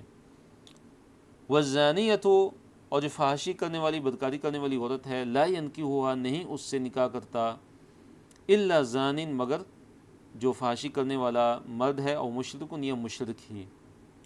وحرم، اور حرام کر دیا گیا، ذالک، یہ، علی المؤمنین، اہل ایمان پر، کہ یہ اہل ایمان پر حرام کر دیا گیا ہے۔ تو یہ جو آیت ہے اس کی تفسیر میں علماء کے جو مختلف اقوال ہیں ان میں سے جو 2 قول ہیں بڑے معروف ہیں، ان میں سے پہلا قول یہ ہے کہ یہ غالب احوال کے لحاظ سے اور عام طور پر جو ہے اس لحاظ سے یہ بیان کیا گیا ہے کہ عام طور پر جو بدکار قسم کے جو لوگ ہوتے ہیں وہ نکاح کے لیے اپنے جیسے ہی بدکار قسم کے لوگوں کی طرف رجوع کرتے ہیں اور ان سے ہی وہ نکاح کرتے ہیں، کہ جو بدکار ہیں ان کی اکثریت بدکار عورتوں سے نکاح کرنے کو پسند کرتی ہے۔ تو اس معنی کے لحاظ سے جو فرمایا کہ وحرم ذلک علی المؤمنین، اس سے مراد کیا ہے کہ جو بدکار ہیں ان سے نکاح کرنا کیا ہے؟ حرام ہے، ان سے نکاح کیا ہے؟ حرام ہے، یہاں تک کہ اگر وہ سچی توبہ کر لیتے ہیں تو پھر ان سے جائز ہے، لیکن اگر وہ توبہ نہیں کرتے تو جو زناکار ہیں چاہے مرد ہوئی عورت، اس سے نکاح کرنا اہل ایمان کا جائز نہیں ہے بلکہ حرام ہے۔ اور دوسرا اس کا مطلب کیا ہے کہ یہاں پہ جو اس معنی کے لحاظ سے وحرم ذلک علی المؤمنین سے مراد کیا ہوگا کہ یہ چیز یعنی حرام کر دی گئی ہے، مومنین پہ مراد نکاح حرام کر دیا گیا ہے، مومنوں پہ ان بدکار مردوں سے، عورتوں سے جو ہے نکاح یہ کیا ہے؟ ان سے حرام کر دیا گیا، یہ مراد ہوگا وحرم ذلک علی المؤمنین، اور حرام کر دیا گیا ہے مراد یہاں پہ کیا ہوگا؟ نکاح حرام کر دیا گیا ہے، ان سے نکاح حرام کر دیا گیا ہے، کیونکہ جو پاک دامن ہے اس کا نکاح پاک دامن سے ہی ہو سکتا ہے، اور کسی بھی بدکار سے اس کا نکاح نہیں ہو سکتا۔ تو وحرم ذلک علی المؤمنین سے یہ مراد ہے۔ اور دوسرا اس کا مطلب یہ ہے جو مفسرین نے ذکر کیا ہے کہ یہاں پہ جو نکاح سے مراد وہ عقد نکاح نہیں ہے، بلکہ یہاں نکاح سے مراد وہ تعلقات ہیں جو قائم کیے جاتے ہیں، کہ جو بدکار جو مرد ہے وہ بدکاری کے لیے بدکار عورت کے پاس جاتا ہے یا مشرک عورت کے پاس جاتا ہے. اسی طرح بدکار جو عورت ہے وہ بدکاری اس سے وہی بدکاری کرتا ہے کہ جو بدکار مرد ہے یا مشرک ہے. یہ دوسرا مطلب ہے. اور یہاں پہ پھر جو وَحُرِّمَ ذَلِكَ عَلَى الْمُؤْمِنِينَ، اس سے مراد یہ ہوگا کہ یہ جو بدکاری ہے کا جو گناہ ہے زنا، یعنی کہ یہ مومنین پہ یہ حرام کر دیا گیا ہے. یہ کیا؟ یہ حرام ہے اور یہ بہت بڑا گناہ ہے. جیسے اللہ تعالیٰ نے سورہ بنی اسرائیل میں فرمایا کہ وَلَا تَقْرَبُوا الزِّنَا، کہ فحاشی اور بدکاری کے قریب ہی مت جاؤ، اِنَّهُ كَانَ فَاحِشَةً، یہ بہت بڑی فاحش ہے، بے حیائی کا کام ہے، بہت بڑے بے حیائی کا کام ہے. وَسَاءَ سَبِيلًا، اور بہت ہی برا راستہ ہے. جو بھی اس پہ چلتا ہے دنیا میں بھی تباہ و برباد ہو جاتا ہے اور آخرت بھی اس کی تباہ و برباد ہو جاتی ہے. وَالَّذِينَ يَرْمُونَ الْمُحْصَنَاتِ، یہاں پہ آیت نمبر جو 4 ہے اس میں تہمت لگانے کی، بہتان لگانے کی جو سزا ہے وہ بیان کی گئی ہے. قذف جسے کہتے ہیں. قذف کیا ہے؟ کہ پاک دامن پر جو ہے فحاشی کی، بدکاری کی تہمت لگا دی جائے. تو اس کی سزا کتنی ہے؟ 80 کوڑے ہے. یا تو 4 گواہ لائے گا، اگر 4 گواہ نہیں لائے گا تو پھر کیا ہوگا کہ اس کو 80 کوڑے لگائے جائیں گے اور اس کی شہادت، اس کی گواہی بھی قبول نہیں کی جائے گی اور وہ اللہ اور لوگوں کے پاس جو ہے لوگوں کے ہاں فاسق ٹھہرایا جائے گا. ایسا بندہ کہ جو پاک دامن پہ تہمت لگاتا ہے. اللہ نے فرمایا والذین، اور وہ لوگ کہ جو یرمون، تہمت لگائیں، المحصنات، پاک دامن عورتوں پر. جو پاک دامن عورتوں پر کیا لگائیں؟ تہمت لگائیں. ثم لم یأتوا، پھر وہ نہ لائیں، باربعۃ شہداء، 4 گواہ، پھر وہ 4 گواہ نہ لا سکیں. فجلدوہم، پس کوڑے مارو ان کو. کتنے؟ 80 جلدتاً کوڑے. جو پاک دامن عورتوں پہ تہمت لگائیں، بہتان لگائیں فحاشی کا اور بدکاری کا، اور پھر 4 گواہ نہ لا سکیں، 4 گواہ نہ ہوں ان کے پاس، تو پھر کیا ہے کہ ان کو جو ہے 80 کوڑے لگاؤ. وَلَا تَقْبَلُوا، اور مت قبول کرو، لہم، ان کے لیے، ان کی شہادتاً، گواہی، ابداً، کبھی بھی ان کی جو گواہی ہے وہ کبھی بھی قبول مت کرو. وَأُولَٰئِکَ هُمُ الْفَاسِقُونَ، وَأُولَٰئِکَ هُمُ الْفَاسِقُونَ، اور یہی وہ لوگ ہیں کہ جو فاسق ہیں. یہی وہ لوگ ہیں جو کیا ہیں؟ فاسق ہیں. إِلَّا الَّذِينَ تَابُوا، سوائے ان لوگوں کے جو توبہ کر لیں، مِن بَعْدِ ذَلِكَ، اور اس کے بعد، سوائے ان لوگوں کے کہ جو اس کے بعد توبہ کر لیں، یعنی بہتان ترازی سے جو یہ گناہ انہوں نے سرجام دیا، بہت بڑا گناہ ہے اور حدیث کے مطابق یہ ہلاک کر دینے والا گناہ ہے کہ مومن شریف بولی بالی عورتوں پہ بدکاری کی تہمت. حدیث کے اندر یہ جو ہے المہلکات میں سے ہے، جو وہ گناہ کے جو ہلاک کر دینے والے انسان کو، یہ بہت بڑا گناہ ہے. تو فرمایا ہاں کہ جو بندہ توبہ کر لے من بعد ذالک، اس کے بعد، وہ اصلح، اور جو اصلاح کر لیں، اپنی توبہ بھی کر لیں اور اپنی اصلاح بھی کر لیں، تو فإن اللہ غفور الرحیم، تو بے شک اللہ تعالیٰ غفور الرحیم ہے. مراد کیا ہے کہ اگر ایک انسان کسی پہ تہمت لگاتا ہے اور اس کے بعد جو ہے وہ توبہ کر لیتا ہے تو پھر سزا تو اس سے ملے گی، جو حد ہے وہ تو اس پہ نافذ ہوگی، 80 کوڑے تو اس کو لگیں گے.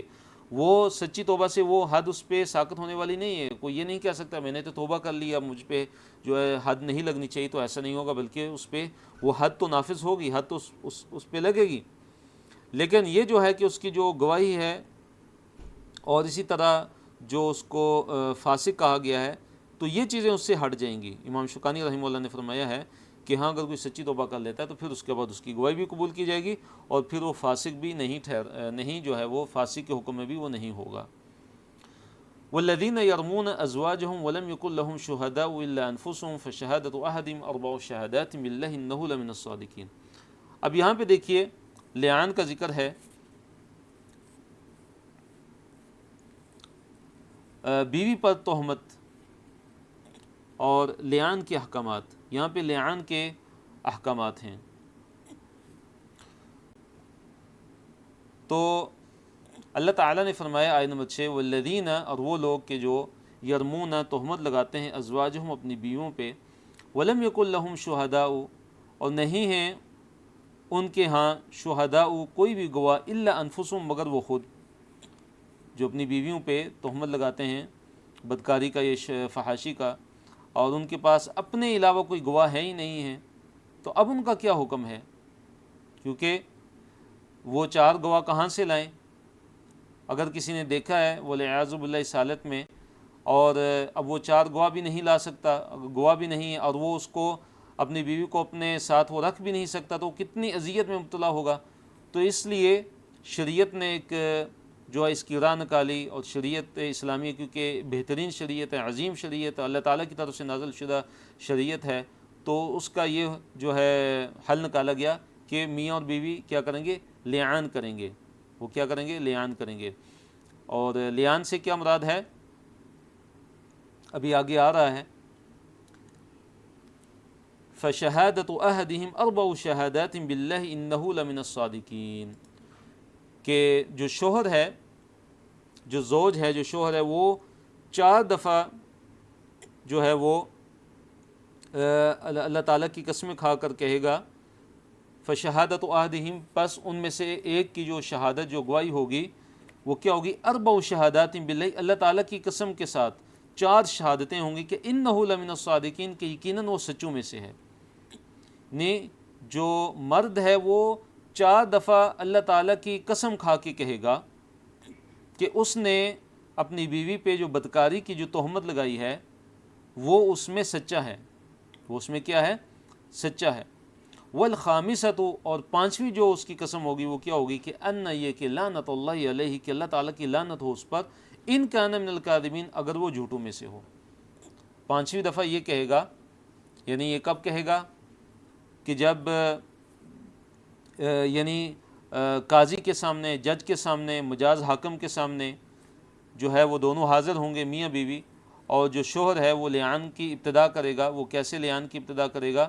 کہ وہ جج کے سامنے، قاضی کے سامنے، یا حاکم جو مجاز ہے اس کے سامنے، وہ 4 دفعہ قسم کھا کے وہ یہ کہے گا کہ وہ اپنی بیوی پہ تہمت لگانے میں سچا ہے، انہ لمن الصادقین، یقیناً وہ سچوں میں سے ہے، یعنی اپنی بیوی پہ فحاشی اور بدکاری کی جو اس نے تہمت لگائی ہے وہ سچی تہمت ہے، اس تہمت لگانے میں وہ سچا ہے۔ اور 5ویں دفعہ وہ یہ کہے گا کہ اللہ تعالیٰ کی لعنت ہو اس پہ اگر وہ جھوٹوں میں سے ہو، یعنی یہ کہ اللہ کی لعنت، وہ دعا کرے گا کہ اللہ کی مجھ پر لعنت ہو اگر میں جھوٹ بول رہا ہوں، تو اگر میں جھوٹی تہمت لگا رہا ہوں اپنی بیوی پہ تو مجھ پہ اللہ تعالیٰ کی کیا ہو؟ لعنت ہو۔ یہ 5ویں جو قسم ہے اس میں وہ یہ بولے گا۔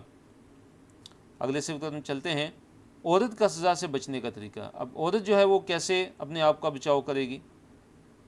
کہ اگر وہ جب جو مرد ہے، جو شوہر ہے اس کا، جب وہ لعان کر چکا ہوگا تو اب عورت کی باری ہے۔ اگر وہ قسمیں کھاتی ہے کہ میرا شوہر جو ہے وہ مجھ پہ الزام لگانے میں وہ کیا جھوٹا ہے، اگر وہ قسمیں کھا لیتی ہے اور 5ویں دفعہ یہ کہے کہ اللہ تعالیٰ کا مجھ پر کیا ہو؟ غضب ہو، اگر وہ سچا ہو، اگر میرا شوہر اگر مجھ پہ جو ہے تہمت لگانے میں اگر سچا ہے تو مجھ پہ اللہ تعالیٰ کا غضب نازل ہو، تو وہ اپنے لیے اس میں بدعا کرتی ہے۔ تو اگر وہ لعان کر لیتی ہے تو پھر وہ جو رجم والی سزا ہے اس سے کیا ہو جائے گی؟ وہ بچ جائے گی۔ اگر وہ لعان نہیں کرتی تو پھر اس کو کیا سزا دی جائے گی؟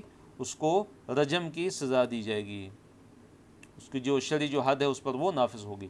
وَيَدْرَأُ عَنْهَا الْعَذَابَ، اللہ نے فرمایا کہ وَيَدْرَأُ، اور ہٹائے گا، عَنْهَا اس سے، یعنی اس عورت سے، بیوی سے، العذاب عذاب، کیا چیز عذاب کو ہٹائے گی؟ عذاب سے مراد یہاں پہ کیا ہے؟ سزا، یعنی رجم کی جو سزا ہے۔ کیا چیز ہٹائے گی اس سے؟ ان تشہد، کہ وہ گواہی دے، 4 شہادات باللہ، 4 دفعہ اللہ تعالیٰ کی گواہی، 4 دفعہ جو ہے وہ قسم کھائے گی، اللہ تعالیٰ کی قسم کے ساتھ 4 شہادتیں جو ہیں وہ دے گی، 4 دفعہ اللہ تعالیٰ کی قسم کے ساتھ جو ہے وہ گواہی دے گی کہ انہ لمن الکاذبین، کہ یقیناً وہ جھوٹوں میں سے ہے، یعنی میرا شوہر جو ہے وہ مجھ پہ تہمت لگانے میں وہ جھوٹا ہے، اور اس نے یعنی کہ جھوٹی تہمت لگائی ہے۔ 4 دفعہ قسم کھا کے اللہ تعالیٰ کی جو ہے وہ گواہی دے گی۔ والخامسۃ، اور 5ویں جو ہے کیا؟ کہ ان غضب اللہ علیہ، کہ اللہ تعالیٰ کا غضب ہو اس پر، ان کان من الصادقین، اگر وہ سچوں میں سے ہو، یعنی اگر اس کا شوہر اس پہ تہمت لگانے میں جو ہے وہ سچا ہے، اگر اس نے سچی تہمت لگائی ہے، اس پہ سچ وہ بول رہا ہے، تو مجھ پہ اللہ تعالیٰ کا کیا ہو، غضب نازل ہو۔ تو اس طرح جب وہ دونوں لیان کر چکیں گے تو پھر کیا ہوگا کہ ان میاں بیوی میں اب ہمیشہ کے لیے کیا ہو جائے گی، جدائی ڈال دی جائے گی۔ اب وہ واپس سے ایک دوسرے کی طرف رجوع بالکل نہیں کر سکتے، وہ رجوع نہیں کر سکیں گے، بلکہ ان میں آپس میں جدائی ڈالی جائے گی۔ اللہ نے فرمایا وَلَوْلَا فَضْلُ اللَّهِ عَلَيْكُمْ وَرَحْمَتُهُ، وَلَوْلَا اگر نہ ہوتا فضل اللہ، اللہ تعالیٰ کا فضل، علیکم تم پر، ورحمتہ اور اس کی رحمت، تو کیا ہوتا کہ تم میں سے جھوٹے پر فوراً اللہ تعالیٰ کا عذاب نازل ہو جاتا۔ یہاں پہ یہ جملہ جو ہے وہ محذوف ہے، کیونکہ دونوں میں سے ایک تو کوئی جھوٹا تو ہے۔ اللہ نے فرمایا کہ یہ اتنا بڑا معاملہ ہے کہ اتنی قسمیں دونوں نے کھائیں، تو دونوں میں سے کوئی ایک تو جھوٹا ہوگا۔ فرمایا کہ اگر اللہ تعالیٰ کا فضل اور اللہ تعالیٰ کی رحمت تم پر نہ ہوتی تو جو جھوٹا ہے اس پر فوراً اللہ تعالیٰ کا عذاب نازل ہو جاتا، لیکن نہیں، اللہ تعالیٰ وَأَنَّ اللَّهُ، اور بے شک اللہ تعالیٰ تواب، اللہ تعالیٰ توبہ قبول کرنے والا ہے، حکیم، اور کیا ہے، اللہ تعالیٰ بڑا ہی حکمت والا ہے، تو اللہ تعالیٰ بڑا ہی حکمت والا ہے۔ تو ان آیات میں لعان کا جو حکم تھا اس کا بیان تھا۔ اب یہاں سے واقعہ افک کا بیان ہے، اس کی طرف ہم چلتے ہیں۔ اللہ تعالیٰ نے فرمایا ان الذین جاؤوا بالافک عصبۃ منکم۔ پہلے ترجمے کی طرف ہم آتے ہیں۔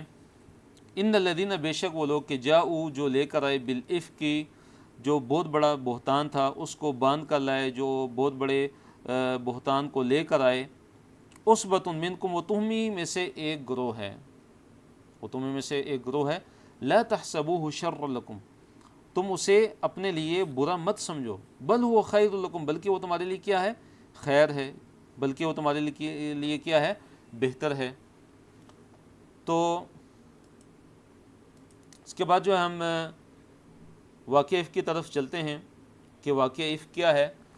تو جو افک ہے اس سے مراد وہ واقعہ ہے کہ جس میں جو منافقین تھے انہوں نے ایک سازش کی اور ام المومنین حضرت عائشہ رضی اللہ تعالی عنہا پہ انہوں نے نعوذ باللہ والعیاذ باللہ بدکاری کی، انہوں نے ان پہ تہمت لگائی اور ان کے دامن عفت و عزت کو داغدار کرنے کی کوشش کی، لیکن اللہ رب العالمین کی رحمت کہ اللہ تعالیٰ نے قرآن کریم میں حضرت عائشہ رضی اللہ تعالی عنہا کی جو ہے برات نازل فرما کر حضرت عائشہ رضی اللہ تعالی عنہا جو ام المومنین ہیں، جو پیارے نبی محمد صلی اللہ علیہ وسلم کی بیوی ہیں، اللہ تعالیٰ نے ان کی عفت کو واضح کیا۔ تو یہ واقعہ کیسا ہوا کہ حکم حجاب جو تھا اس کے بعد، یعنی حجاب کا جو حکم تھا وہ نازل ہو جانے کے بعد جو ہے ایک غزوہ تھا، غزوہ بنی المصطلق۔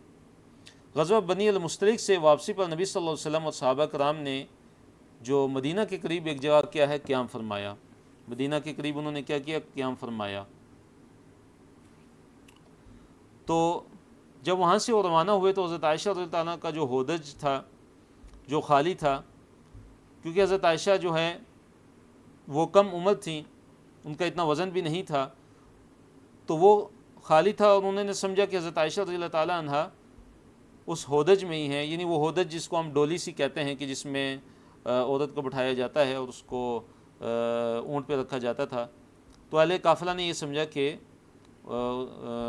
جو حضرت عائشہ رضی اللہ تعالیٰ عنہ ام المؤمنین اس کے اندر موجود ہیں، تو انہوں نے اس کو کیا کیا کہ اونٹ پر رکھ دیا اور وہ روانہ ہو گئے۔ حالانکہ حضرت عائشہ رضی اللہ تعالیٰ عنہ کیا تھی، اپنے ہار کی تلاش میں، ان کا ہار اصل میں گم ہو گیا تھا، ان کا ہار گم ہو گیا تھا، تو وہ ہار کی تلاش میں باہر گئی ہوئی تھی۔ تو جب واپس آئیں تو انہوں نے کیا دیکھا کہ قافلے والے تو چلے گئے، یہاں سے قافلہ چلا گیا ہے۔ تو وہ یہ سوچ کر وہیں جو ہے وہ لیٹ رہیں کہ جب ان کو میری خبر، جب ان کو یہ پتہ چلے گا کہ میں موجود نہیں ہوں قافلے میں، تو وہ تلاش کرتے ہوئے مجھے جو ہے میری طرف واپس آئیں گے۔ تو اس کے بعد کیا ہوتا ہے کہ ایک صحابی ہیں نبی علیہ الصلوۃ والسلام کے، ان کا نام کیا ہے، صفوان بن معطل السلمی رضی اللہ تعالیٰ عنہ، وہ آ جاتے ہیں کہ اس ٹائم یہ ایک اصول ہوتا تھا کہ قافلے میں ایک بندہ ایسا ہوتا تھا کہ جو آخر میں آتا تھا تاکہ قافلے والوں کی جو چیز اگر رہ جائے، کوئی بھول جائے تو اس کو اٹھا لے۔ تو وہ ان کی ذمہ داری تھی کہ قافلے کی جو رہ جانے والی چیزیں وہ سنبھالیں۔ تو انہوں نے حضرت عائشہ رضی اللہ تعالیٰ عنہ کو حجاب سے پہلے دیکھا ہوا تھا، انہیں دیکھتے ہی انہوں نے کیا پڑھا، انا للہ و انا الیہ راجعون پڑھا، اور وہ سمجھ گئے کہ قافلے والے جو ہے غلطی سے یا لا علمی میں حضرت عائشہ رضی اللہ تعالیٰ عنہ ام المؤمنین ان کو یہیں چھوڑ کر آگے چلے گئے ہیں۔ تو چنانچہ انہوں نے کیا کیا، حضرت عائشہ رضی اللہ تعالیٰ عنہ کو اپنے اونٹ پر بٹھایا اور خود جو ہے نکیل تھامے پیدل چلتے قافلے کو جا ملے۔ اب کیا ہوتا ہے کہ منافقین نے جب حضرت عائشہ رضی اللہ تعالیٰ عنہ جب حضرت عائشہ رضی اللہ تعالیٰ عنہ کو اس طرح اکیلے جو صحابی رسول حضرت صفوان بن معطل السلمی کے ساتھ انہوں نے دیکھا کہ وہ اکیلے دونوں آ رہے ہیں، تو منافقین کو نعوذ باللہ والعیاذ باللہ ایک بہت بڑا ان کو ایک موقع ان کو مل گیا سازش کا، اور انہوں نے اس موقع کو بہت غنیمت جانا، اور جو رئیس المنافقین تھا عبداللہ بن ابی، جو اس سازش کا اور اس واقعے کا جو سرغنہ تھا، اور جس کے بارے میں اللہ تعالیٰ نے فرمایا کہ والذی تولی کبرہ، کہ جس نے اس واقعے کا جو بڑے حصے کی ذمہ داری لی ہے اس کے لیے عذاب عظیم ہے، اس کے لیے کیا ہے، عذاب عظیم ہے۔ تو رئیس المنافقین عبداللہ بن ابی نے کیا کہا، اس نے کہا کہ یہ تنہائی اور یہ علیحدگی یہ کسی جو ہے ویسے ہی نہیں ہے، یہ بے سبب نہیں ہے۔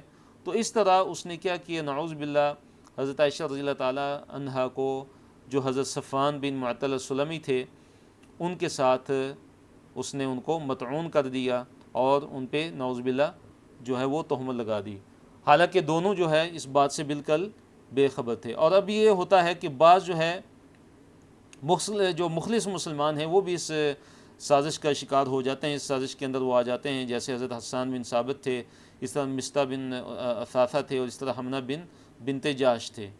تو یہ واقعہ افک جو ہے وہ مختصراً ہے، اور اس کی جو تفاصیل ہیں وہ احادیث کی کتابوں میں موجود ہیں۔ تو نبی صلی اللہ علیہ وسلم نے پورا 1 مہینے تک، جب تک اللہ تعالیٰ کی طرف سے برات نازل نہیں ہوئی، تو آپ صلی اللہ علیہ وسلم کیا ہوتا ہے کہ سخت پریشان رہتے ہیں، اور اسی طرح حضرت عائشہ رضی اللہ تعالیٰ عنہ وہ بھی جو ہے لا علمی میں وہ بھی اپنی جگہ جو ہے وہ روتی ہیں، انتہائی بے قرار رہتی ہیں اور انتہائی مضطرب رہتی ہیں۔ تو ابھی ہم اس کو شروع کرتے ہیں دوبارہ سے۔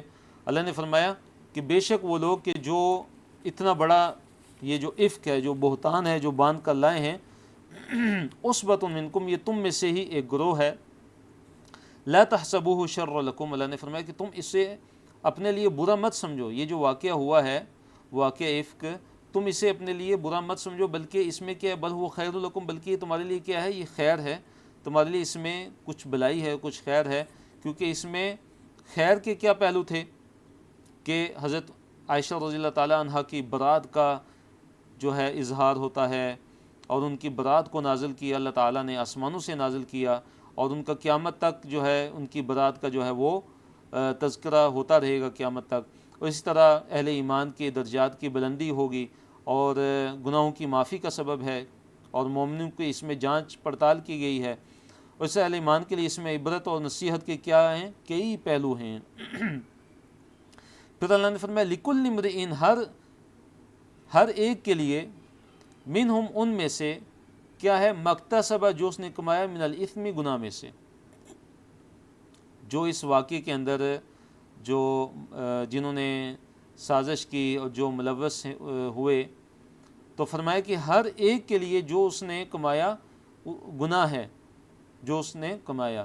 والذی تولی کبرہ، اور وہ کہ جس نے تولی ذمہ داری لی تھی، کبرہ اس کے بڑے حصے کی، یعنی عبداللہ بن ابی جو اس سازش کا کیا تھا، سرغنہ تھا، فرمایا کہ لہو عذاب عظیم، لہو عذاب عظیم، اس کے لیے عذاب عظیم ہے۔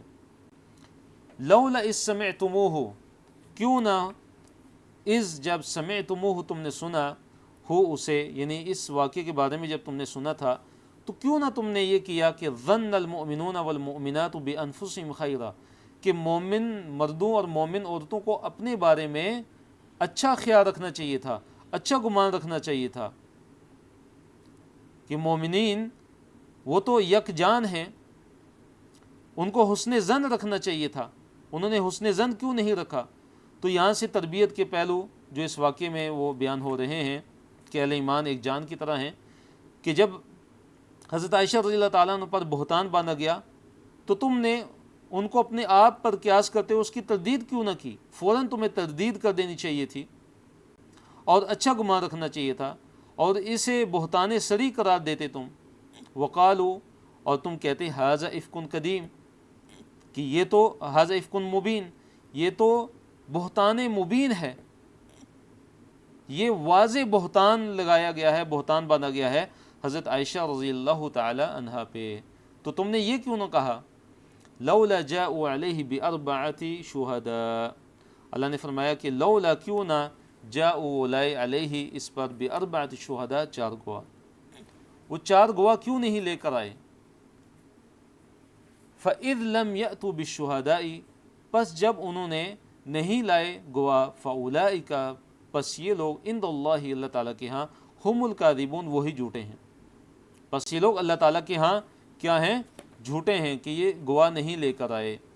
وَلَوْلَا فَضْلُ اللَّهِ عَلَيْكُمْ، اللہ نے فرمایا وَلَوْلَا فَضْلُ اللَّهِ عَلَيْكُمْ، اور اگر نہ ہوتا، ولولا، اور لولا نہ ہوتا، فضل اللہ، اللہ تعالیٰ کا فضل، علیکم، تم پر، ورحمت ہو، اور اس کی رحمت، فی الدنیا والآخرہ، دنیا اور آخرت میں، اگر اللہ تعالیٰ کا فضل اور اللہ تعالیٰ کی رحمت نہ ہوتی تم پر دنیا میں اور آخرت میں، تو کیا ہوتا؟ لمسکم، تو پہنچتا ضرور تمہیں، مس کرتا، فیما افضتم، اس میں کہ جو تم جو ہے جس چیز میں تم مشغول تھے، جس بہتان کے لگانے میں تم مشغول تھے، جن باتوں میں تم پڑے ہوئے تھے، عذاب عظیم، تمہیں عذاب عظیم پہنچتا، تمہیں عذاب عظیم پہنچتا۔ کہ ایک عام جو خاتون ہے، ایک عام خاتون پر بھی اس طرح کا اگر بہتان لگایا جائے، ایک عام مسلمان خاتون پر بھی، تو بہت بڑی بات ہے۔ اور یہ تو حضرت عائشہ رضی اللہ تعالی عنہ جو ام المؤمنین ہیں، جو پیارے نبی صلی اللہ علیہ وسلم کی جو اہلیہ ہیں، جو بیوی ہیں، تم نے ان پر بہتان لگایا۔ تو اگر اللہ تعالیٰ کا تم پہ فضل نہ ہوتا اور اللہ تعالیٰ کی رحمت نہ ہوتی دنیا میں رحمت سے مراد کیا ہے؟ کہ سزا میں اللہ تعالیٰ نے جلدی نہیں کی، اللہ تعالیٰ کی عقوبت تم پر نازل نہیں ہوئی، والآخرہ، اور آخرت میں اللہ تعالیٰ کا فضل اور رحمت سے کیا مراد ہے؟ کہ اللہ تعالیٰ گناہ بخش دیتا ہے اور اللہ تعالیٰ توبہ قبول کر لیتا ہے۔ تو جس کام میں تم پڑے ہوئے تھے، جس کام میں تم مشغول تھے، یعنی اس بہتان کے لگانے میں، اس بہتان کے آگے چلانے میں، فرمایا کہ کیا ہوتا؟ تمہیں عذاب عظیم پہنچتا۔ تو کسی پر بہتان لگانا اللہ تعالیٰ کے نزدیک بہت بڑی بات ہے، اور یہ بہت بڑا گناہ ہے۔ آیت نمبر 15، اذ تلقونہ بألسنتکم، اذ جب، تلقونہ، تم نقل در نقل کرنے لگے، بألسنتکم، اپنی زبانوں سے۔ تم کیا کر رہے تھے؟ کہ زبانوں سے اس کا ایک دوسرے سے ذکر کرتے تھے، اس بہتان کا، کہ فلاں سے یوں سنا اور فلاں نے یہ کہا۔ جب تم اس طرح کی باتیں کرتے تھے اس بارے میں، یعنی حضرت عائشہ رضی اللہ تعالیٰ عنہ پر بہتان کے بارے میں، وَتَقُولُونَ، اور تم کہتے تھے، بِأَفْوَاهِكُمْ، اپنے منہوں سے، مَا لَيْسَ لَكُمْ بِعِلْمٍ، جس کا تمہیں کوئی علم نہیں تھا، وَتَحْسَبُونَهُ هَيِّنًا، اور تم اسے بہت ہلکا سمجھتے تھے، تم اسے بہت جو ہے بالکل معمولی بات سمجھ رہے تھے، وَهُوَ عِندَ اللَّهِ عَظِيمٌ، اور وہ اللہ تعالیٰ کے یہاں بہت بڑی بات تھی۔ اللہ کے نبی محمد صلی اللہ علیہ وسلم کی بیوی پہ جو بہتان ہے اور تہمت، تو یہ اللہ تعالیٰ کے یہاں بہت عظیم، وَهُوَ عِندَ اللَّهِ عَظِيمٌ، اللہ تعالیٰ کے یہاں بہت بڑی بات تھی یہ، اور تم اسے بہت ہینن، تم اسے معمولی سمجھتے تھے، کہ تم نے جو ہے باطل کے ساتھ تم نے بات کی، التکلم بالباطل، اور پھر بغیر علم کے تم نے بات کی، اور تیسرا گناہ کیا کیا تم نے؟ کہ تم اسے معمولی سمجھتے تھے اس بات کو۔ وَلَوْلَا إِذْ سَمِعْتُمُوهُ قُلْتُمْ مَا يَكُونُ لَنَا أَن نَّتَكَلَّمَ بِهَذَا، اللہ تعالیٰ نے فرمایا کہ کیوں نہ ایسا ہوتا کہ جب تم نے اس کو سنا تھا، ولولا، اور کیوں نہ، اذ، جب، سمعتموہ، جب تم نے سنا اس سے، یعنی اس واقعے کے بارے میں جب تم نے سنا، قلتم، تو تم نے کہا، تم نے کیوں نہ ایسا کہا کہ ما یکون لنا، نہیں ہے ہمارے لائق، کہ ان نتکلم بہذا، کہ ہم اس کے بارے میں کوئی بات کریں، ہمارا حق نہیں ہے کہ ہم اس کے ساتھ کلام کریں، ہم اس طرح کی بات کریں، ہمارا بالکل حق نہیں ہے۔ سبحانک، اے اللہ تو پاک ہے، ھذا بہتان عظیم، یہ بہتان عظیم ہے۔ تم نے یہ کیوں نہ کہا کہ یہ تو بہتان عظیم ہے، اتنا بڑا بہتان، پیارے نبی صلی اللہ علیہ وسلم کی بیوی پہ، یہ تو بہتان عظیم ہے. تمہیں تو یہ کہنا چاہیے تھا کہ ما یکون لنا ان نتکلم بہذا. جب تم نے یہ بات سنی تو تمہیں تو یہ الفاظ کہنے چاہیے تھے کہ ہمیں تو بولنا بھی نہیں چاہیے اس بارے میں، اور یہ تو بہتان عظیم ہے، بہت بڑا بہتان ہے. پھر اللہ تعالیٰ نے یہ حکم دیا کہ آئندہ کبھی بھی اس طرح کا کام نہیں کرنا. یعظکم اللہ، اللہ تعالیٰ تمہیں نصیحت کرتا ہے، ان تعودوا لمثلہ ابدا، کہ تم اس جیسے فعل کی طرف دوبارہ لوٹو، اس جیسا کام تم دوبارہ کرو. اللہ تعالیٰ تمہیں اس سے منع کرتا ہے، اللہ تعالیٰ تمہیں نصیحت کرتا ہے. ان کنتم مومنین، اگر تم اہل ایمان ہو، اگر تم مومنین ہو، اگر تم ایمان والے ہو. وَيُبَيِّنُ اللَّهُ لَكُمُ الْآيَاتِ، اور اللہ تعالیٰ اپنی جو نشانیاں ہیں وہ تمہارے لیے کیا کرتا ہے؟ واضح کرتا ہے. اللہ تعالیٰ اپنی جو نشانیاں ہیں وہ کھول کھول کر تمہارے لیے بیان کرتا ہے. واللہ، اور اللہ تعالیٰ علیم، سب کچھ جاننے والا ہے، حکیم، اور اللہ تعالیٰ بڑی ہی حکمت والا ہے. تو الحمدللہ اللہ تعالیٰ کے فضل و کرم سے ہمارا آج کا سبق اختتام پذیر ہوتا ہے. تو اچھا سیکھنے اور کوچ سے بھرپور فائدہ اٹھانے کے لیے روزانہ کا سبق دہرائیے، اس طرح ساتھ ساتھ لکھیے اور نوٹس بھی مکمل کیجیے، اور جو پڑھتے ہیں اسے پڑھانے کی بھی کوشش کیجیے. تو کفارۃ مجلس کی ہم دعا پڑھتے ہیں. سبحانک اللہم و بحمدک، اشہد ان لا الہ الا انت، استغفرک و اتوب الیک، وآخر دعوانا ان الحمد للہ رب العالمین.